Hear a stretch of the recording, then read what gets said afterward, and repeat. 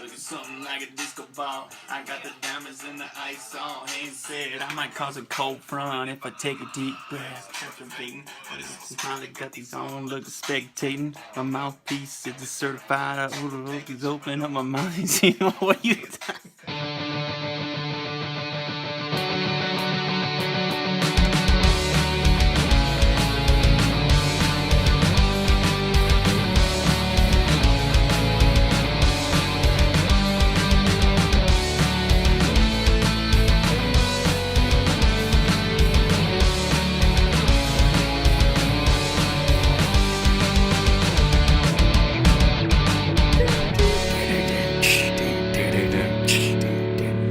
How does it go? That's a Rob the jewelry store. Tell them make me your grill. Now I'm trying to remember what the first verse is. I just remember there was a Paul Wall verse. Oh no! And he just goes in. Let's see. Oh, what is it? Now I gotta look up the lyrics because I'm gonna do it. The song is so stupid, but it's so stupid, but it's so. Daddy. What you're looking at? I want to see. I want to see your grill. You want to see my what? Yeah, your grill. Yeah, your grill. Rob the jewelry store and tell him make me a grill. Yep. If you rob the jewelry store, how are they supposed to make you the grill? That's a great question. You take question. everything they have, like we have nothing left to make. I don't know. I think it means you break give it in. back, I think what he means is break make it. into the jewelry store Oh, and tell okay. them make me a grill. And Rob is just like shorthand for that. Shorthand for break into. Yeah. I'm gonna look up the lyrics because the Paul Wall verse is hilarious. It makes me. Have you ever heard "Dollar General" by Stevie Stone with Yellow Wolf? It's literally the whole song is literally about them breaking into a Dollar Tree so that they can break into the diamond store next door. What's going on over there? Is your thingy? It's like, oh god, you are riding it hard. Oof. I just like it. Now I want to listen to this song just because it's gonna bring back so many memories. I remember we. Are we recording? Absolutely. As soon as you started rapping, I hit the button. Okay, you know what? Just, you can leave it. I remember in high school, like, me and my friend used to, like, I think we made a music video to this, actually.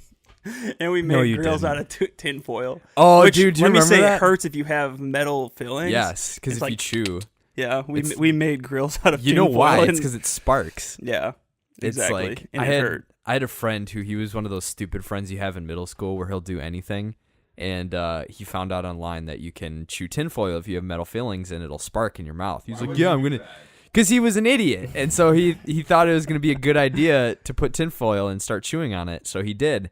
And it started sparking in his face. And he did not have a good time. I apologize. Dude. That's all I'm good. reading these lyrics. Oh, gosh. No, I just want to rap this whole song. Could you? What? I'll do the Paul Wall verse. What's the beat? I'll try and replicate. I can't even remember the beat. Got 30 down at the bottom. That's definitely not. Okay, the first verse.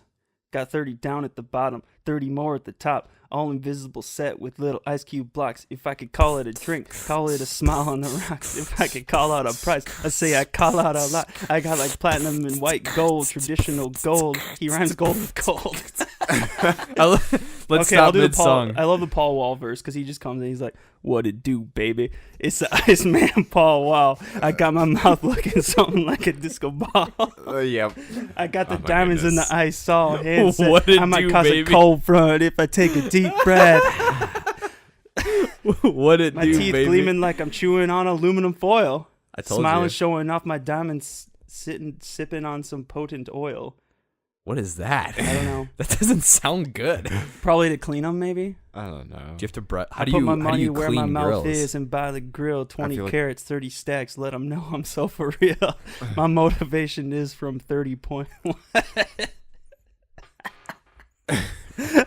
This song. Okay, we need to. Got we're them gonna yellows, got them I'm gonna purples cue and up the the song reds. so that we can play it afterward. Lights gon' hit it, make you woozy in your head. You can catch me in my too short drop. Mouth got colors like a Fruit Loop box. That's like. It's like playing. It's like if 2 Chainz actually tried to write instead of just saying I mean, what comes to the it's top a of Nelly his head. song, so Yeah, you know it's real. Yeah. yeah. Oh Lord. Oh, it's so good. I used to though. love Nelly in high school. It's so What's another good Nelly song? Here Comes the Boom. Yeah. That only, Here comes the boom. which was literally only in The Longest Yard, and I could not find. I think that that's how song I found anywhere. out about Nelly. Was the longest. Are you serious? I'm trying to think of Great another. movie, BT Dubs, but He sang "Hot in Here." I didn't know that. Yeah. That's funny. Nellyville, good album. All right. Country Grammar, oh baby. All right. So I've got it Take queued it up on my back. phone. all right, for I'm when excited to we're- hear I this. kind of Yeah. want to play it now, but that's I fine. don't want to play it now. Little Okay. copyright Come on, strike. play it Yeah, now. right. That's the last. We're thing. gonna. I'll sing it That's for okay. you. We need to have that as the intro now. We could do Yeah. that. Just we'll film me rapping that verse like seriously. And Yeah. I'll do it. Yeah. Let's do What it. it do, Alright. baby? It's Ice I Man need- Paul Wall. I need the strongest, like most thug. What it do, baby? What it do, baby? It's the Iceman Paul Wall. Paul, wow. Didn't Lecrae do a song with Paul Wall on Church Close 3? I think he did. Yeah, because he's from Houston, or He- he's from Texas. he's I from think. Texas. Yeah, Yeah. there's a lot of Texas features That's on that funny. Oh my gosh. album. I think Because it was just about like a car or something, like bumping a ride or something like that, and I was like, this is definitely a Paul Wall song. Have you heard any of Pyrex? and his Yeah, I think stuff? you showed him to me. Yeah, I he think he reminds me a does- lot of Paul Wall. Yeah, he does some stuff with Paul Wall. Really? So yeah, he's better in my opinion than I mean, Paul Wall yeah, is. Paul Wall is like kind of a joke. But I mean, What it do, hey, baby? hey, it's, I gotta get me some grills. Oh gosh, dude, are grills still a thing? I don't because think I feel so. like I it's, mean, think they are. but I it's feel like some neon. I people feel like have it's them, neon but- hair, face tattoos, unintelligible lyrics, and punchy beats. And you got him on a rapper right there. Are we going into rap again this time? Oh gosh, Lil Dicky, let's Lil go. Dicky, number one. He's the king, baby. He's the king, baby. Right. No, he's right behind Eminem, isn't he? Right behind Eminem. Yeah, right behind Yeah. Eminem. Right behind. Who but just released a new album? you know who's really the king? Applebee's. Yes. Applebee's. Little throwback. Yes. Little throwback. Speaking of which, Applebee's welcome above back fine to the Pop Culture Punks podcast. A lot of P's in that sentence. Where we bring pop culture back to the pit. Yeah, have you Trying heard to that? Good thing we have pop filters. I'm trying to remember the. What? I'm really trying to remember that Family Guy 23 cutaway. ounce monster. The Family Guy cutaway where they're like talking to a guy who's just constantly spitting food on him. And I don't Oh, know. and then it just like Yeah, piles on his and then it's face. just like Yeah. it hits a full it's a full salmon that slaps him in the face at the end or something. Yeah, no, I don't remember what it is, but yeah, I remember that. Yeah. yeah. That was Yeah. our, because we did a discussion on Infinity War 2 episodes ago, I think. Yeah, I Two think so, episodes yeah. ago. 2 episodes It hasn't ago. been out that long. Yeah, it was like 2 weeks ago. We did it the day after we saw Yeah, it. the day after we saw it. Oh, the day after we you saw it. we did Okay. an episode. Yeah, the day after we saw it. So how did you feel about it?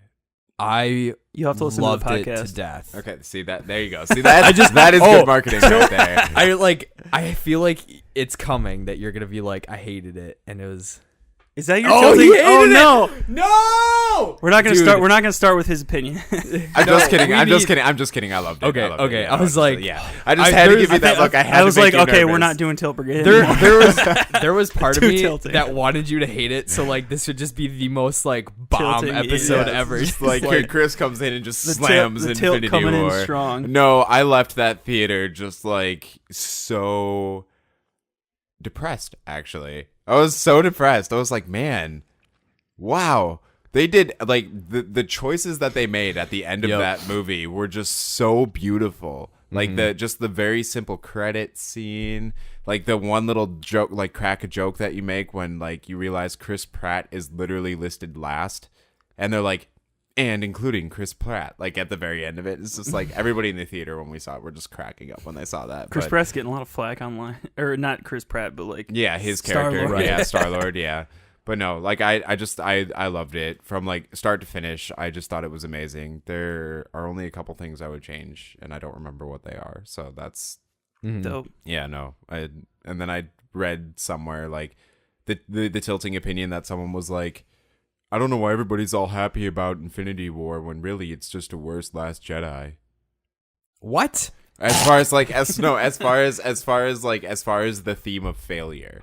They're like Last Jedi uses like failure as like a really good writing thing and just like characters really have to deal with it, whereas Infinity War uses it as a way to make people come and see the next movie.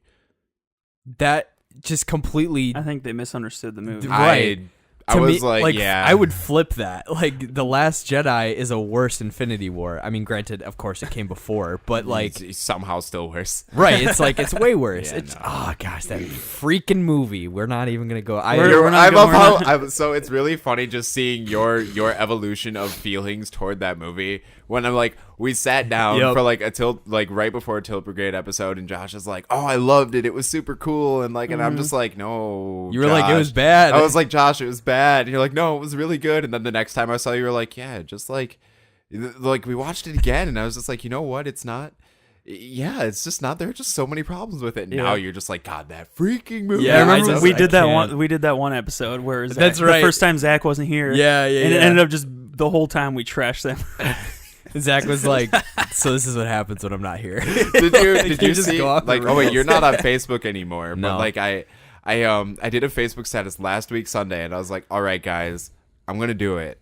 I'm gonna rewatch The Last Jedi because I've only seen it once, and I'm like, I'm gonna rewatch it, and I'm gonna try to change my opinion on it because Change my mind. I want to, like, I've heard a lot of discussion about it afterward, like, you know, just read some things, and I'm just like, I want to watch it again and try to enjoy it, like try to find something that makes this movie good in my mind, because I can accept bad things about a good movie. I can accept that. I can also like bad movies, so like give me something. And I watched it, and as I was looking for a version of it online, I ended up renting it. I ended up watching it legally, guys, which makes it even worse somehow. But like, as I was looking, I was like, oh my God, guys. Like, and my girlfriend was with me at the time, and I was just like, Rose is a character. I already don't like this. I have to watch a movie where a character concept like Rose exists and is trying to be good. I was like, this isn't going to end well. And then it started, and I was like, wait, was this movie actually better? Because the beginning of it's actually really good. The beginning is really good. And then I was just like, and then it just, there is Just like Then it just I meant to clap my hands there, but I forgot that there was one lone tear for Zach. I want the But yeah, and then it just hit a wall, and it just kept flattening against the wall. It just kept going, and yeah, it just until somebody shot a Death Star beam through the wall. Oh my goodness! Oh my! It was just so bad. To All right, save us anyway, from our that's not- pain. yes. And the little golden or the little fox thingies, those were cute. Okay. And the little bird, the little bird, the little here's bird the thing. rodents. So I like the I liked the crystal foxes. Those were really cool. Porgs I could have accepted if they weren't so saturated.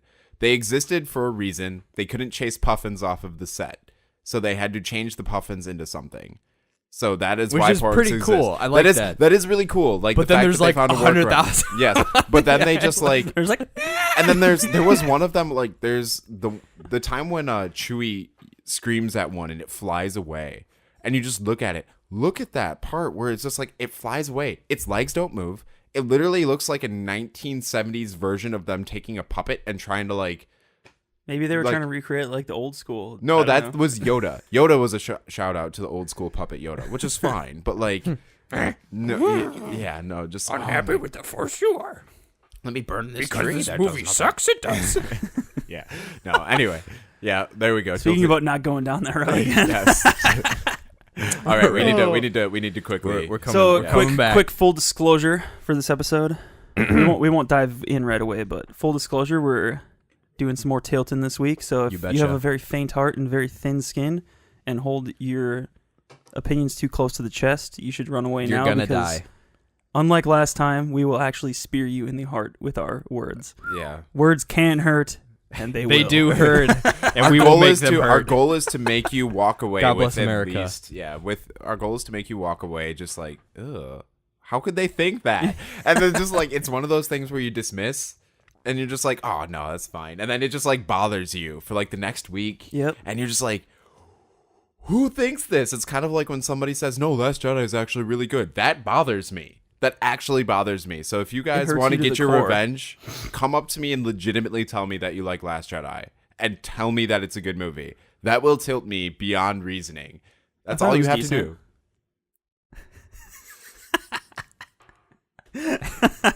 All right, kidding. Chris left. It's like you're kidding. I know you're kidding, and it's still like you just said it with such conviction that I was like believing you, and I couldn't. All right, anyway. Oh gosh, but yeah, this week we're doing Tilt Brigade, so prepare your hearts and your minds and your souls. We will strike you in the core of your soul. But on that note, to kick things off, Josh has a couple little stories on here, and then why don't we share what we've been up to this week as far as like things we've been reading, watching, short little pop culture update, and then we will commence the Tilt Brigade part 1, part 2. Was the other one part 0? Origin story? So this is, I don't know why this is part 2 or part 1 when we've done other ones beforehand. This is the reboot series. Oh. The old ones were, I mean, they exist, but they don't. Really? Yeah. Well, they're still on iTunes. I've had I've had like 2 or 3 people tell me they're listening to the podcast, and I'm like, I don't remember that episode. And then I realized they're listening to the old one.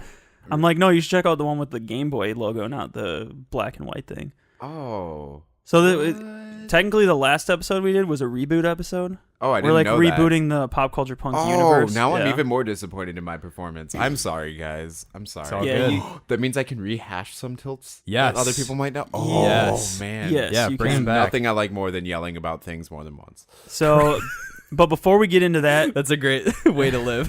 Just like, I want to yell about it all the time. let's just change this to the Tilt Brigade podcast, and we just complain about the same things every week. Every single week. We each do our homework and we find another thing to complain about. Like, why is there this plastic bead in my chair?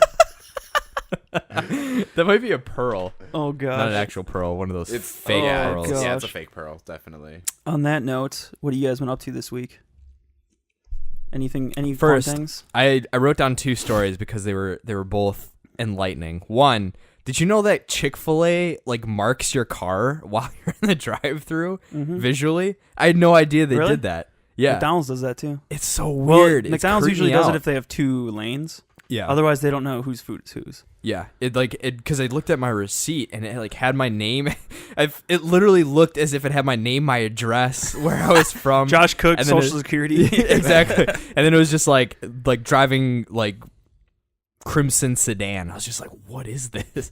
I didn't know that was a hilarious. thing. Yeah, McDonald's does that too. When I worked at McDonald's drive-thru, there's actually buttons on the POS for you to put there what kind of card, like what color Wow. card is, just so that, like you said, like if there's 2 lanes and people don't weave properly on the lanes and they mix up, Which has happened, yeah. which happens like it happens actually much less than you think it would, but because people are idiots and somehow there's a way around that, but.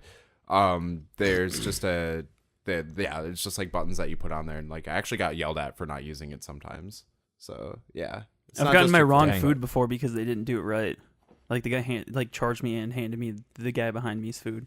It's like, come on, man. Here's the thing, though. But that's kind of on you. You should have realized when I they should've- told I you the should've total told them that the it kind was of car. wrong. No, you should have realized when they gave you the total that it was the wrong thing. That'll be I don't listen to that $20. kinda Like, crap. I bought a McDouble. Like, wow, McDoubles have really inflated. jeez. So that was the one thing. The other thing, so we did follow up on a promise. We are all on Twitter now. Are we? Is Zach on Twitter? Zach's on Twitter. What? He is. What's his name? I'm gonna follow him. What is it? Childish San Pellegrino, I think. Okay, so here's the thing. Now I actually. He sent me that, and I was like, "Oh gosh, Wow, this I can't even kid." compete with that. I know this kid. I'm actually on Twitter So too. I just never do it. fun thing. You can. Oh How my do I gosh, I'm find just like him? looking at all this stuff. It's weird. Childish. I like couldn't find him for some reason, but I don't know Anyway. like how his name is Yeah. presented. But yeah, so we're all on Twitter. So I'm at JK _ I'm Josh K. Get it? JK, I'm Josh K. Yeah, So I I am thought that was at clever. I am Phil Sorensen. That's not clever. The But thing that's is, I your just prerogative. repurposed my Your- original your Twitter account, existing- so I have like Nice. 200 followers already. Nice. I didn't want to scrap that. Oh wait. Oh, So- should I shamelessly throw mine out there too? Because I Absolutely. have a Twitter Oh, and absolutely. I never use it. You should but I'm just there. tilt Chris, like tilting Chris. Tilted Chris, Chris like tilted lives to towers tilt. from The tilting Fortnite. tower of Yeah. Chris. Yes, tilting tower. Of I Chris. like No, it. it's at Chris of the Vast.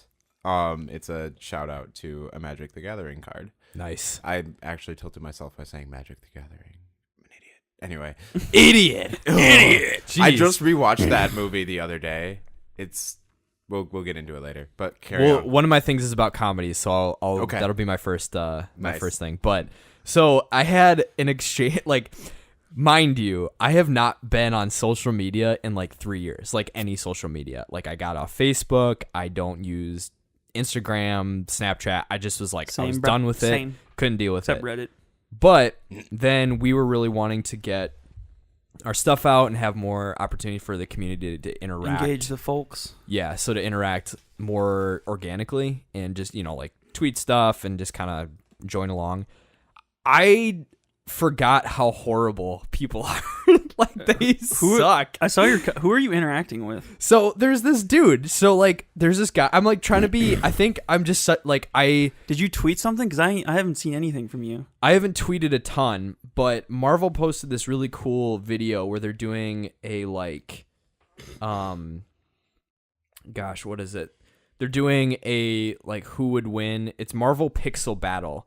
And it's, they have, like, little animations of, like, characters fighting each other. Oh, dang. In, like, this 2D animation of, like, who wins the thing. And it's, like, whoever wins. And some guy posted, like, I would love this as a video game. And I was like, heck yeah, that sounds awesome. I would totally be down. And so I'm like, we're having, like, a positive conversation. He said, can we get a video game like this? And I was like, if at Marvel ever made a Pixel, like, dude, there's been 50 of these. Yeah, exactly. And he, like, trashes me on, like, how terrible I am. So I'm like, if being supportive of this guy that I don't know, I'm like, oh, I love that idea, because I thought the same thing. I said, if at Marvel ever made a pixel art brawler / fighting game, I would die, LOL. Of course, naturally, what happens is some guy posts the Marvel superheroes, some game that I've never heard of, and he's like, this is awkward. I'm like, ha, whatever, like, I'd still love this game.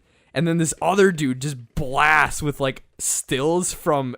He sent 2 tweets with 7 different pictures of different Marvel games from, like, the Sega Genesis era. You should reply to that and just at me in it, because I need to read this now. Yeah.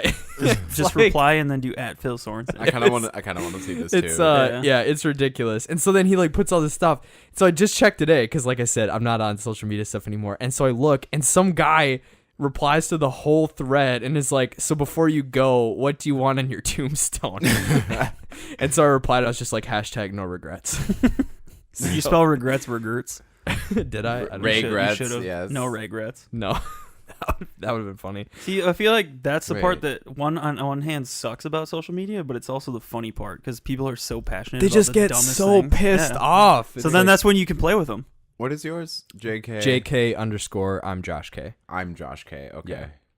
So it was all right. So I'll reply the whole. Yeah, just reply to that dude and put at I am Phil Sorensen. I need to see this. Yeah, it's. So yeah, that's which is the reply one. I still don't understand the stupid little thing. chat bubble. Okay, it is. Yeah. There we go. And then yours at Phil. I am Phil Sorensen. Very clever, I know. It's not. That's why it's funny. Yeah. Just kidding. The joke is that I'm not funny. Yeah. So I just sent you. So I just did it to one of them, and there's gonna be like a whole bunch of other ones. Yeah, I'll read through it. But that's funny. So it's just one of those things where it's like people just can't enjoy anything, can they? No, So absolutely not. It's just so dumb. As soon as you say you want something, other people are like, this already exists and it's 10 times better than you've ever imagined it to be. I know, right? See, and the funny like, thing is, bro, but that's some of the not what I want. games that he posted, and so I think it was a good lesson. It was a good lesson because I was like, I should be more clear so that no idiot anywhere can mistake my words out of context and assume my knowledge. Because ironically enough, can I just say before Yes. you go on, I love the fact that you're back on social media.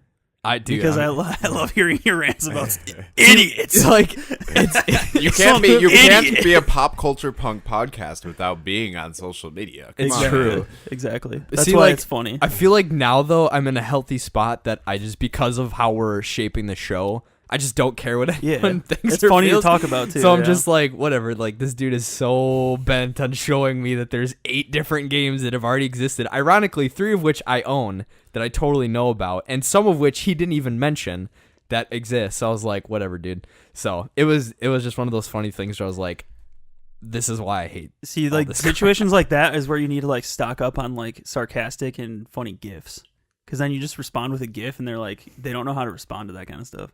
They just keep posting and posting. And you're like, What's up, bro? What's up, bro? We should make our own GIF, like bring it to the pit. Just start like. You want to come on the podcast? You want? We talk about it. Yeah. I'm sure I would love to have. Frick, what's his name? Let's see. Gatekeeper of the Marvels. Yeah, gatekeeper of Marvel video games, jerkwad. at assist _ okay. So if you're listening at assist okay, I get it, dog. They exist. I get it. Chillax. Chillax. Brah, brah. Bro. That's funny. Anyway. Anything else you've been doing this week? Yes, indeed. I've been going real hard in the Pokemons. Still Playing red? through Pokemon Red. Did you end up getting plat last week? I did, and Yeah, I also boy. got Soul Silver. Which I saw it in Yeah, there. I was yeah. like, ooh, I don't remember. Because that you, being there. I was joking with Zach. I was like, you convinced me when you were like, they're not getting any cheaper. I was like, frick, you're right. As soon as I said that, I'm like, he bought that. I was like, he's gonna go and buy more than one. Like literally.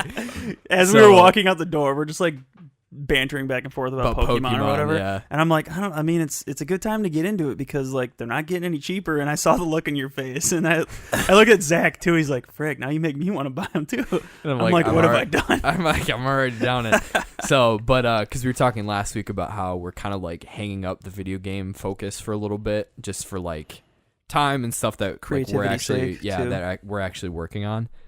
But in the interim, to get a little bit of video game fix, I've been making my way through Pokemon Red, and I was like, oh, Pokemon's a great game for just like you can jump in and jump out so quick. Play it here and there. So I can't do that. Pokemon is one of those games where if I hop in again after like a month or two out of it, I just don't remember where I was or what I was doing. So I have to just start over. Right. It's not like that big of a jump, but it's more like every if I day play you can for play a day. 30 minutes or Right. If I something, play yeah. 30 minutes for a day, or if like I don't play it for 2 days, I can jump in and play an hour and be like, oh, I'm like a good chunk of way through the game or made someone evolve or whatever. Basically, you can make a lot of progress in a short amount of time. Whereas like if you want to pick up a large game, like an hour is like not much time at all. Yeah. So that's been a lot of fun. So now I have Pokemon Silver and Pokemon Platinum in my queue. So that's a thing. That's hilarious. And then I'm glad I have a positive influence on this world. That's exactly what it is. Some might argue differently. Right? And then my last thing is I mistakenly started the Punisher show after way too long. Mistakenly in the sense that you're like hooked now? Yes, that I've been like every time I have an hour, I'm like, all right, I'm watching. And dude, so it's holy crap. Good, yeah. It's up there as like I think it's the third best one. I think it goes Show? Daredevil season 1, Luke Cage, Punisher. Really? Yeah. I need to watch Luke Cage still. I've been avoiding the peripheral shows because they're kind of hit or miss with people online. Whereas Daredevil is like consistently, people say it's good. But maybe I need to watch Luke Cage. Before I'm going to ask you about the Daredevil seasons, but yeah, so I'm just like, Punisher is probably my number 2 favorite superhero of all time. So I've kind of got like my 4 dudes that I follow. So like Spidey, Punisher, now Iron Man after Infinity War. I've like gone hard into the Iron Man game with like comics and stuff. And then last is Moon Knight. So he's like my Is he new, would you say? You've just started following him? Probably like a couple months ago, like Okay. when I started reading the comics. Nice. So that's been fun. He's a dope hero. Yeah, so those are kind of like my big 4, so it's been fun like kind of getting into their worlds and their characters, Yeah. but with him Punisher having his own show, like you just want him to murder everybody and it's so bad, but it's so good. So it's They it's do like, so well at like making it clear like what he's doing is not right, but also making you feel uncomfortable and not thinking you're like, on one hand I agree with him, but on the other hand like he might be taking it too far, and it like almost humanizes him as a character, which is awesome. Yeah, and just that was one of the things I loved about his portrayal in season 2 of Daredevil is like there's a scene with like the dog that he finds that was used in like dog fighting, and he like takes it home and like takes care of it and does all this stuff. Or there's like points where he protects someone or does something that it's very clear he has a very, very, very strict code and he is a human being. But he's like, if you are bad and you are significantly bad, I'm burying you right here, right now. Yep. And that's what makes it like so interesting to me is what would someone in that situation where they've lost everything and they know exactly what causes it and they have no more faith in the system, how far would they go? And then he does it. tears apart Hell's Kitchen and everywhere he goes, and it's amazing. Yep. But yeah, so far I think I'm on episode 6, or I just finished episode 6, one of the two. Yeah, it just keeps ramping up all the way till the end. In the end, you're just like, yeah. Oh. I'm like, I'm kind of itching for the big shootouts because those are my favorite part. Like I think the first episode was pretty. The show takes a little while to kind of like, ramp get up. Like it does a lot of like world building and a Yep. lot of like character building. Yeah. But then once it hits that stride, man, you're just like, I think I watched the whole show, like the whole series, in like a day and a half. Yeah. Because I was on a work trip and I was working nights, so like during the day I just watched Punisher all day. Nice. And like I couldn't stop. I was like, dude, this show is That's like, awesome. oh gosh, it's just it ramps so hard. Yeah. So they just got the van full of weapons, or all the guns and stuff. So I'm like, Frank Castle's about to go ham. Yeah. Let's go. But yeah, so that's been my new addiction, which I'm like, crap. Nice. Uh-oh. At least they're not. At least there aren't very many episodes. That's true. I do Yeah. like that. It's like they're long, but technically if I watched one a day, which I know that's not going to happen, but I mean like on the weekend, I started it yesterday. I was going to start watching it while I was getting tatted because it was going to take like it was going to be like a 4-hour ordeal, but it hurt so much worse than all my other ones. I was like, I can't watch anything, and I definitely don't want to be watching guys getting like shot through the head. Like, I'm like, Just fuels the pain. yeah, I'm like, yeah. So, yeah, but gosh, it's good. It's really Nice. good. So, That's dope. yep. What have you been up to, Chris? Last time you were on, I think it was Sea of Thieves. How do you feel about that? And how do you feel about season 2 versus season 1 of Daredevil? I think the fight scenes in season 1 of Daredevil are better. And What? I disagree, but that's fine. I also like But whatever. just, like Whatever. loosely remembering. That's one of those things where I say and I can't really back it up. So if you challenge me, I'm just like, I don't remember, honestly. Like you found me. You found me out. You got me. Yeah, you got me. Little Dicky isn't the best. Yeah, it's like no, that rapper. yeah, I'm like, what sorry. other rappers have you listened to? You're like, Yeah. to be honest, I don't. I don't know. I thought of this on the bus on the way here. No, I just but no, the what have I been up to? Real life, I got a new job. So Nice. Super nice. Working at Misty Mountain Games over on the east side of Madison. Misty So go Mountain. check it out. Shout Not video games. We get those people at least 3 times a week walking in and they're just like, Where are they the video they games? look around and they don't register that the things on the shelves are board games and like not video games. There are That's no awesome. game systems or anything. They look around and they're like, do you guys have like used PS4s? I'm like looking around me and I'm just, does this look like the place that you want to be at? No. You should stock some like overpriced used PS4s in the We back. should- Be we like, should yeah, actually- we got those in the back. Yeah, just like got 'em in. we should. I $600. could probably, I could probably find a way to convince the owner to do something like that. Just like, dude, we should have like a tiny little video game section. Just I mean, that if we you just, get like, enough have- people and you say like, dude, we get like 3 people every week who want these things, like stuff Yeah, like that. it's just one of those things where then you have to think about the space that you Yeah. invest in. Oh, like, dude, just money do what and all that good stuff. GameStop does with their retro game selection. It's just like one case that's like 2 feet by 2 feet. Mhm. And you if it's just put there, it it's there. If it's not, it's not. Yeah, no, that's we do that with some things. Like, do you have this? It's like, if it's over there, yes. If it's not, no. Yeah, it's interesting that the things that people play that like they consistently hold on to and they just can't accept are dead, and just like nobody plays, like Yu-Gi-Oh. No, I'm just It's kidding. dead. Let it die. No, what is dead may never die. I don't get it. Oh, you don't want what to say. No comment. Well, whatever. It's like, yeah, you're not watching like the greatest show ever made, but whatever. No, I'm just kidding. Anyway, but Sea of Thieves, I have played a shameful amount of Sea of Thieves. Has your opinion actually. changed at all? I have understood the criticism of the game, and I have become a little more critical of some things that I feel should not be in a final game. Like there are some glitches that happen that like like your ship flying, like they fixed that in like a recent patch like 1.0.5, But that actually doesn't matter to me, that glitch doesn't matter to me as much. That like, sounds amazing. Yeah, right? Like, you know, if your ship is sinking and suddenly it goes flying like 100 feet in the air, and like, it's like, that is fine. That is fine. That is what we call a feature. What's That's Luffy's ship called in One Piece? The I don't remember. I It's- don't, and what it- by I don't remember, I don't actually know. I've never watched one. dang it, Chris! But it's like, You're my one anime reference Right? guy that has I'm watched sorry. more than I'm Phil. sorry. Yeah, That's but okay. it's like when you're playing Skyrim and you fireball when you're underneath the skeleton of a dragon and it goes flying in the air. If you haven't done that, do it. It's amazing. I've never played Skyrim. Are you serious? If you haven't done that, do it. It's amazing. Legit, you've never? I thought you had. What? I played Oblivion to my heart's content. But once Skyrim came out, I gave up video games for like 5 years. And then by that point, it was like dead, so... I Bro, you mean, gotta although pick it it's up not on the really Switch. dead. yeah, but it's Skyrim's- not really an yeah. online game, and so like it's fine. But yeah, I do have but it, though. like there's some actual like issues with the game. Like the combat feels pretty clunky. There are rubber banding issues where like if you shoot a gun at someone, you register hit markers, and then like 2 seconds later, the game acts as though you never actually shot, and it like gives you back your shot. And it's like, but I was playing like I have shot this guy already, and it just like doesn't do anything.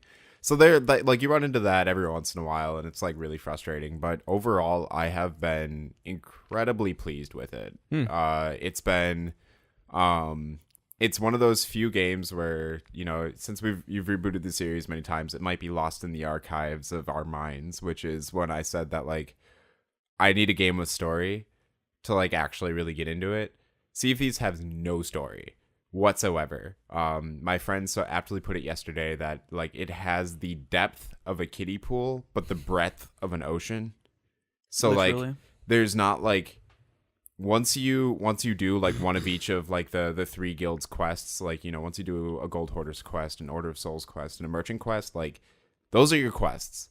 They change in like complexity and they change in complexity and amount of stuff that you get out of them as you get higher in like reputation with them, but the core mechanic stays the same.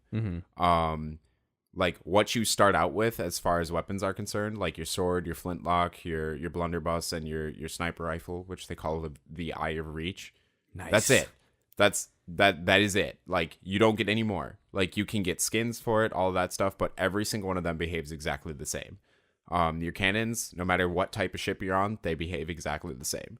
So the depth of the game that you get out of like a skill level per se, like is actually just like how good you actually get at the game. Interesting. Like there is no like skill trees or anything like that. So like if someone is able to like kill 4 people, it's not because like without dying or anything like that. It's not because, you know, they just have like more HP than you, or they have like a better gun than you or anything like that. It's just legitimately they are better at the game than you are. The playing field is always level, basically. Yes, the playing field is incredibly level as far as that's concerned. But like I try to avoid PvP because I'm really bad at it. Like the mechanics don't make that much sense to me. I'm an FPS guy all the way. So like Sure. so like if I can't like the combat game, just like the combat system's like really hard for me to understand sometimes, but like man, ship to ship combat is just so much fun. I sank like 5 ships yesterday. Dang, just dude. like swimming underneath them with like a gunpowder barrel, and it's just like, and I'm just gonna release it and let it detonate underneath you, and good luck trying to patch all those holes in time while I'm shooting you in the back because I'm on your ship. Good luck. Like that's that. And so like I've you know, I've just been playing with usually the same group of friends just like all the time. I've played alone. Playing alone is terrifying because there's no way to escape PvP. There's no point at which you are safe. So like anytime someone from a different crew comes up to you, like they can kill you at any point, no matter what. Like, so you could have been spending like 3 hours grinding out things. You could have like your ship full of like 50 treasure chests or something like that, and someone can go up to you and kill you and steal it all. Like, so like, Is there like I'd a home get base so where you can pissed. like drop off stuff and like yeah, keep it? yeah. So safekeeping? there are 6 outposts throughout the map that like you can drop things off. Like each like treasure chests go to like the gold hoarders. Like the skulls from like cursed captains go to the Order of Souls, and like if you find like, you know, like spices or tea or anything like that, they go to the merchants. And so like there are places that you can drop off and like get actual money from, but until you turn it in, it is not yours. It's fair game. It is fair game. There was a time where like they have these raids where like there are forts and like skeletons spawn on there, and you have to like go through waves of skeletons, and like once you clear the entire thing, there's a lot of loot in like the base, like in the coffers of the thing. And there is a skull that sells. It's like the most expensive item you can sell in the game that like a normal person has access to. And so like there was a time where like we waited for a ship to clear all of it out. Oh no! And then you just jocked all their stuff. We didn't take all of it. We just took the skull because that's all we had time to grab. And like, but me and my friend, we organized it. He played it perfectly. Like, I will give him a shout out. Adam, if you ever end up hearing this again, I will tell you that I'm proud of you. But like, he just like, I was a perfect distraction. I sailed the ship by. I started shooting at him and like sailed it around the island. He was able to like get on board, but not in a position where he could steal anything because someone was guarding everything. So I swam over to the boat and detonated a gunpowder barrel underneath it. And they frantically ran downstairs to try to fix the holes before the ship sank. And while that was happening, he grabbed the skull, ran off, met up with me on the boat, and we sailed away to sell it. See, that sounds hilarious. That sounds so boss. Yeah, no, it's just like, it's one of the, so like you can, so like the game lacks like a lot of like depth content depth.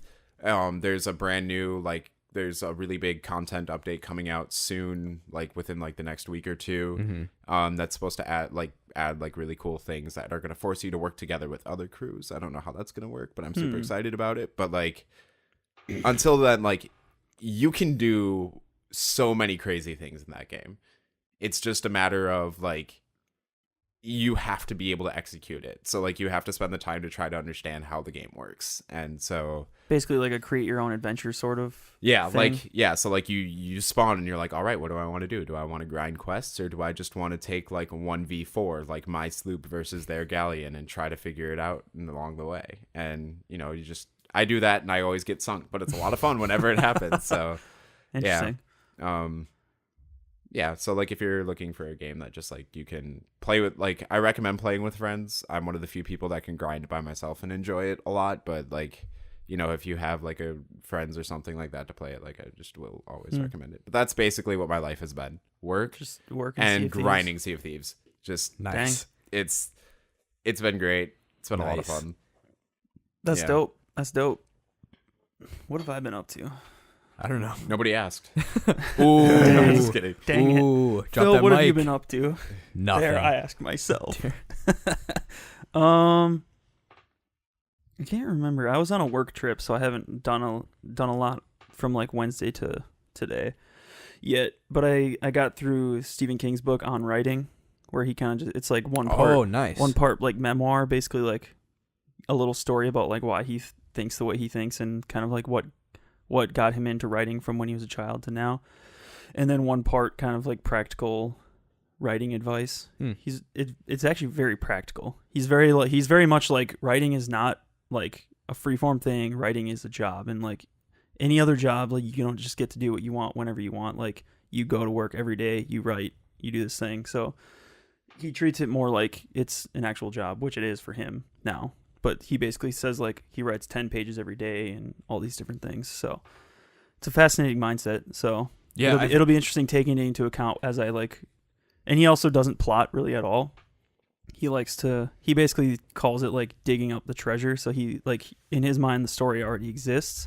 And so as he writes it, like he's just undigging like the story as it already exists, basically like a fossil or something. Nice. Which you could probably argue against. I think that's one of the interesting things with writing is I've heard some people who are super adamant that you need to plot every single, you need to have like that 5-point story arc where you need to have the intro, the characters and all the stuff. You need to have the rising action. You have to have the climax, falling action, conclusion. Like they're super, and like however that graph looks, because, some people say it's like long intro, really high spike, right to the climax, and then it's like a straight shot down, or like it's like dragged off. Yeah. It's like Suicide You know, Squad. things like Yeah. Or a really, really, really long intro.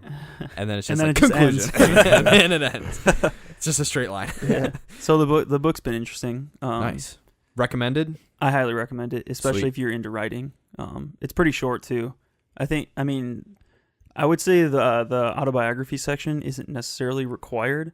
I think if you're interested in Stephen King, it's definitely a great insight into the mind of a writer. And I think the second half of the book is very insightful into the writing process, especially from someone as prolific as he is. Nice. So Yeah, Bus sent me a C.S. Lewis book to check out, which is called Of Other Worlds. So it's about... I think I have that, actually. Have you read it? I haven't, no. Okay. Because he said it was about him talking about the value of creative writing. Yeah. Creative writing and stories. And I was like, ooh. Yeah. Dude, That'd be Lewis... he's a fascinating Lewis writer, is probably too. one of my favorite. Yeah. Just his ability. Yeah. And his thought process. And another one I read is called The War of Art, which is a play on the art of war sort of book. And it's kind of just like a very short and sweet, like almost mantra type book where the guy is basically painting a picture of like this concept of resistance in the creative. Actually, he's specifically focusing on writing and artistic endeavors, but it kind of applies to anything. Like as soon as you start getting passionate or like something, resistance kind of like attacks at full force and like tries to get you to stop doing it. So like procrastination and all these different things. And he basically paints it a picture of it as if it's like this tangible like thing that's literally like attacking you. And so like if you want to get anything done, like you need to treat it as if it's like a war, like or like a battle against this force that's trying to like prevent you from becoming who you want to be or creating what you want to create. So it's just an interesting perspective to put creativity into. Yeah. And it's kind of motivating. So what was one of the big takeaways or like tangible pieces of advice? I think it resonated with me because anytime I like get super excited about an idea that I have, or anytime I get excited about songs, usually that excitement fizzles, and not because the songwriting is less exciting or the story ideas are less exciting. It's just because like there's something inside of me that just like stops doing it. And I think the idea of resistance resonates with me because like as soon as I end up picking up my guitar again, like I get right back into it. And so I think it's similar to the Stephen King thing of like almost making it a discipline rather than I only do this when I'm inspired or I only do this when I'm motivated. It's more like, no, I do this because I have to do it. I do this because like this is what I'm meant to do or something like. So making it more of like a warrior's mindset rather than like just like a casual, basically like if you want to get something done, then you got to do it sort of mindset. So I think it's motivating in that aspect because I tend to think of creativity as an inspirational thing. Like I only do things when I'm inspired. And he basically says, like, if you only create when you're inspired, you'll never create anything because you'll never finish. You'll basically, like, as soon as you get to 95%, you won't finish it because you'll jump to the next thing. And you kind of, like, never do. And so it's just interesting in that respect. Nice. So, yeah. Those are the big things I did. I got a couple of books on comics now from the library, so I'm going to read those and try and put all this information together and start writing. And I got, like, tons of ideas. I wrote on a bus because I went to Rochester for the Mayo Go Live for my job, and we took a shuttle back. So like 7:30, I got on this bus and we drove back to Madison. My phone died, so I couldn't listen to music. Oh gosh, it was dark, and I didn't want to be the one guy with the light on while everybody else was trying to sleep. So I couldn't read my books, and so I couldn't listen to music or read, and so I literally just sat there, stared into the darkness, into the void. But I got like 2 or 3 story ideas out of that 3.5 hour trip, just staring into the void. That sounds. Wait a second. So, what about a story where a guy stares into the void? I mean, like, and the void looks back at him. To be honest, like, it was funny because I was sitting there thinking, like, what if I read a story about a guy who rides like a midnight bus? And I was like, that sounds dumb. And then I sat there for like another 30 minutes, and I just started like all of a sudden all these ideas just started coming out of nowhere, and I started like basically storyboarding this whole story in my mind about this like weird existential story about a guy who like rides a bus, but it's really an allegory for like death and stuff. And I was like, man, this is bus going anywhere. Sorry. I just had to. So it's kind of it basically became this whole story in my head, and it was kind of funny. So nice. Sometimes boredom can create Yeah, dude, it's cool true. stories. Yeah. So I think I need to do that more. Yeah. But Stare at a bus, ride a bus for 3 hours. ride a bus for and do 3 hours nothing. with absolutely nothing to do. Nice. And I couldn't sleep either. That sucked because I had an energy drink before I got on. Oh, So see, that's I why basically plan. set myself up for failure. 10 out of 10 would just recommend developing a tolerance to caffeine and sugar. It just makes life easier. I mean, I have done that, but it was, yeah. So It was a long day. this one, I yeah. had been standing around for like 11 hours Yeah, in a it's not hospital fun. with Oof. nothing to do, and then I got on this bus With nothing to do. with nothing to do. It just got worse. So Nice. yeah. So yeah, Yeah. that's what I've been doing. Still reading Hellboy. Still loving it. Dope. So I forgot this part. This was the other thing. So I'm trying to write that wrestling story. So I was like, of course I need to get some background because I haven't been an avid wrestling fan my whole life. I love the concept because it's just ridiculous. mhm. So I watched. I went back to their like Hulu has, I think from 2013 they have Raw, SmackDown, and WrestleMania Let's go. for like the past like 5 years, I think. And so they have like one season has like 26 hour-and-a-half long episodes, and so I'm like going to go through and watch some of them and just like see how they do it, just to kind of get a lay of like how to play up certain things in the comedy elements. And just some of the stuff was like, this is gonna be great. Just Dude, I'm excited. For just that. the names, so like I had I was gonna start it at where like the story starts in the year 2000, so everyone thinks Y2K is gonna happen, but then it doesn't. And so then they have this like ultra mega hero in their professional wrestling world called Commander Justice, and so he actually wrestles a robot in the thing. And so like he his like signature move is the scales of justice. So he stands on the top rope and he like holds his arms out, and then like the crowd like cheers, and he like dips one, and then it's like, and so the guy like the robot's like laying in the mat, and then he's like, justice, and he like smacks his elbow, and so and then his like signature like closer move is the axe of justice. And then he like jumps off the rope and like pile drives. So I was just like, this is gonna be too much fun. Just Oh like my the goodness. ridiculous Dude, that's gonna be names fun to and write. all the stuff, and just like some of the story arcs and interactions. Wrestling is one of those things where it's a guilty pleasure in that it's so dumb, it's so corny, but man, is it funny to just see two steroid dudes just like, Listen to me, brother. I'm going to take you up to that top rope and I'm going to show you what pain means. and they're like, Am I with you? Oh my gosh, just going nuts. that is great. Oh, it's so funny. I can't wait to read that story. Yeah. So, gonna be hilarious. so it's been fun. Nice. On to the tilt. Nice. I think I'm gonna start this one. I need to get this off my Go chest. hard. Right. I need to get this off my Go chest. hard. I didn't Warning. get it in there last time. Warning, it's about to get heavy. It's about to get harsh. Take a deep breath. I'm ready. Okay. GameCube controller is trash. Stop it. Right there. I'm going to stop you right there. Let me state my opinion first. Okay. All right. Okay. And to give context, I think the Xbox One controller, and I've tried most controllers, the Xbox One controller is the superior grip feel for me. I think it's the most ergonomic. And I don't even like the Xbox One anymore. So I still go for that. Keyboard So- and mouse, bruh. Keyboard That's mouse, bro. it. PC Master Race. No. So here's my thoughts on the GameCube controller. Here's my quantification. I felt like I needed this because you're here. So, In conclusion. and by you I mean Josh. Good luck, Zach. Good thing Zach's not here. I need the Ethan triggered meme right now. So here's my quantification. It's not ergonomic at all. It doesn't fit the human hand like it should. Not true, but okay. Keep going. Like, just try holding one. The buttons aren't in the places they should be. Do you have one? I have multiple. Yeah. Like here. Right now. All right, here we go. Oh, we got crosswire. This is awkward to watch. This is a great idea. See, this is why I hate the controller. So yeah, it's not ergonomic at all. Chris is gonna test it out right now and confirm. Just listen. confirm. Oh, Just listen to gosh. that. Also, Oh. that adds another thing to my thing. The triggers are not. Oh, the accurate. triggers. Oh, Like, try playing a first-person shooter with those triggers. Listen to it. It would not be responsive at all. That guard in Smash Bros.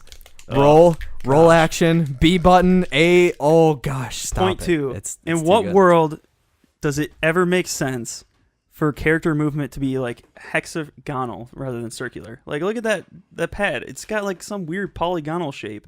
It should be circular. Joysticks should be circular. That's point 2. Well, point 3 if you include octagonal. Octagonal. I didn't count the amount of sides. I just did because I have one. Therefore, your opinion is invalid. Yeah. So that was point 3. I adjusted point 2 to being the triggers suck. Point 4, it's just too hyped due to nostalgia. There's too much nostalgic feelings attached to the whatever frick that is, because people like Smash too much. They haven't let go. How? They haven't. There's a reason the only game people keep that thing around for is Smash Bros. There's, so angry. You can't argue though. Like with the Wii, they had to keep those on there because people wanted to play Smash. With the Wii U, had to keep them on there it's so good. That's because the Wii controller sucks. True. That's actually why. But if you give me an Xbox controller, I would be able to. No. Yeah. I guarantee you no. That's point 4. All right. I'm right.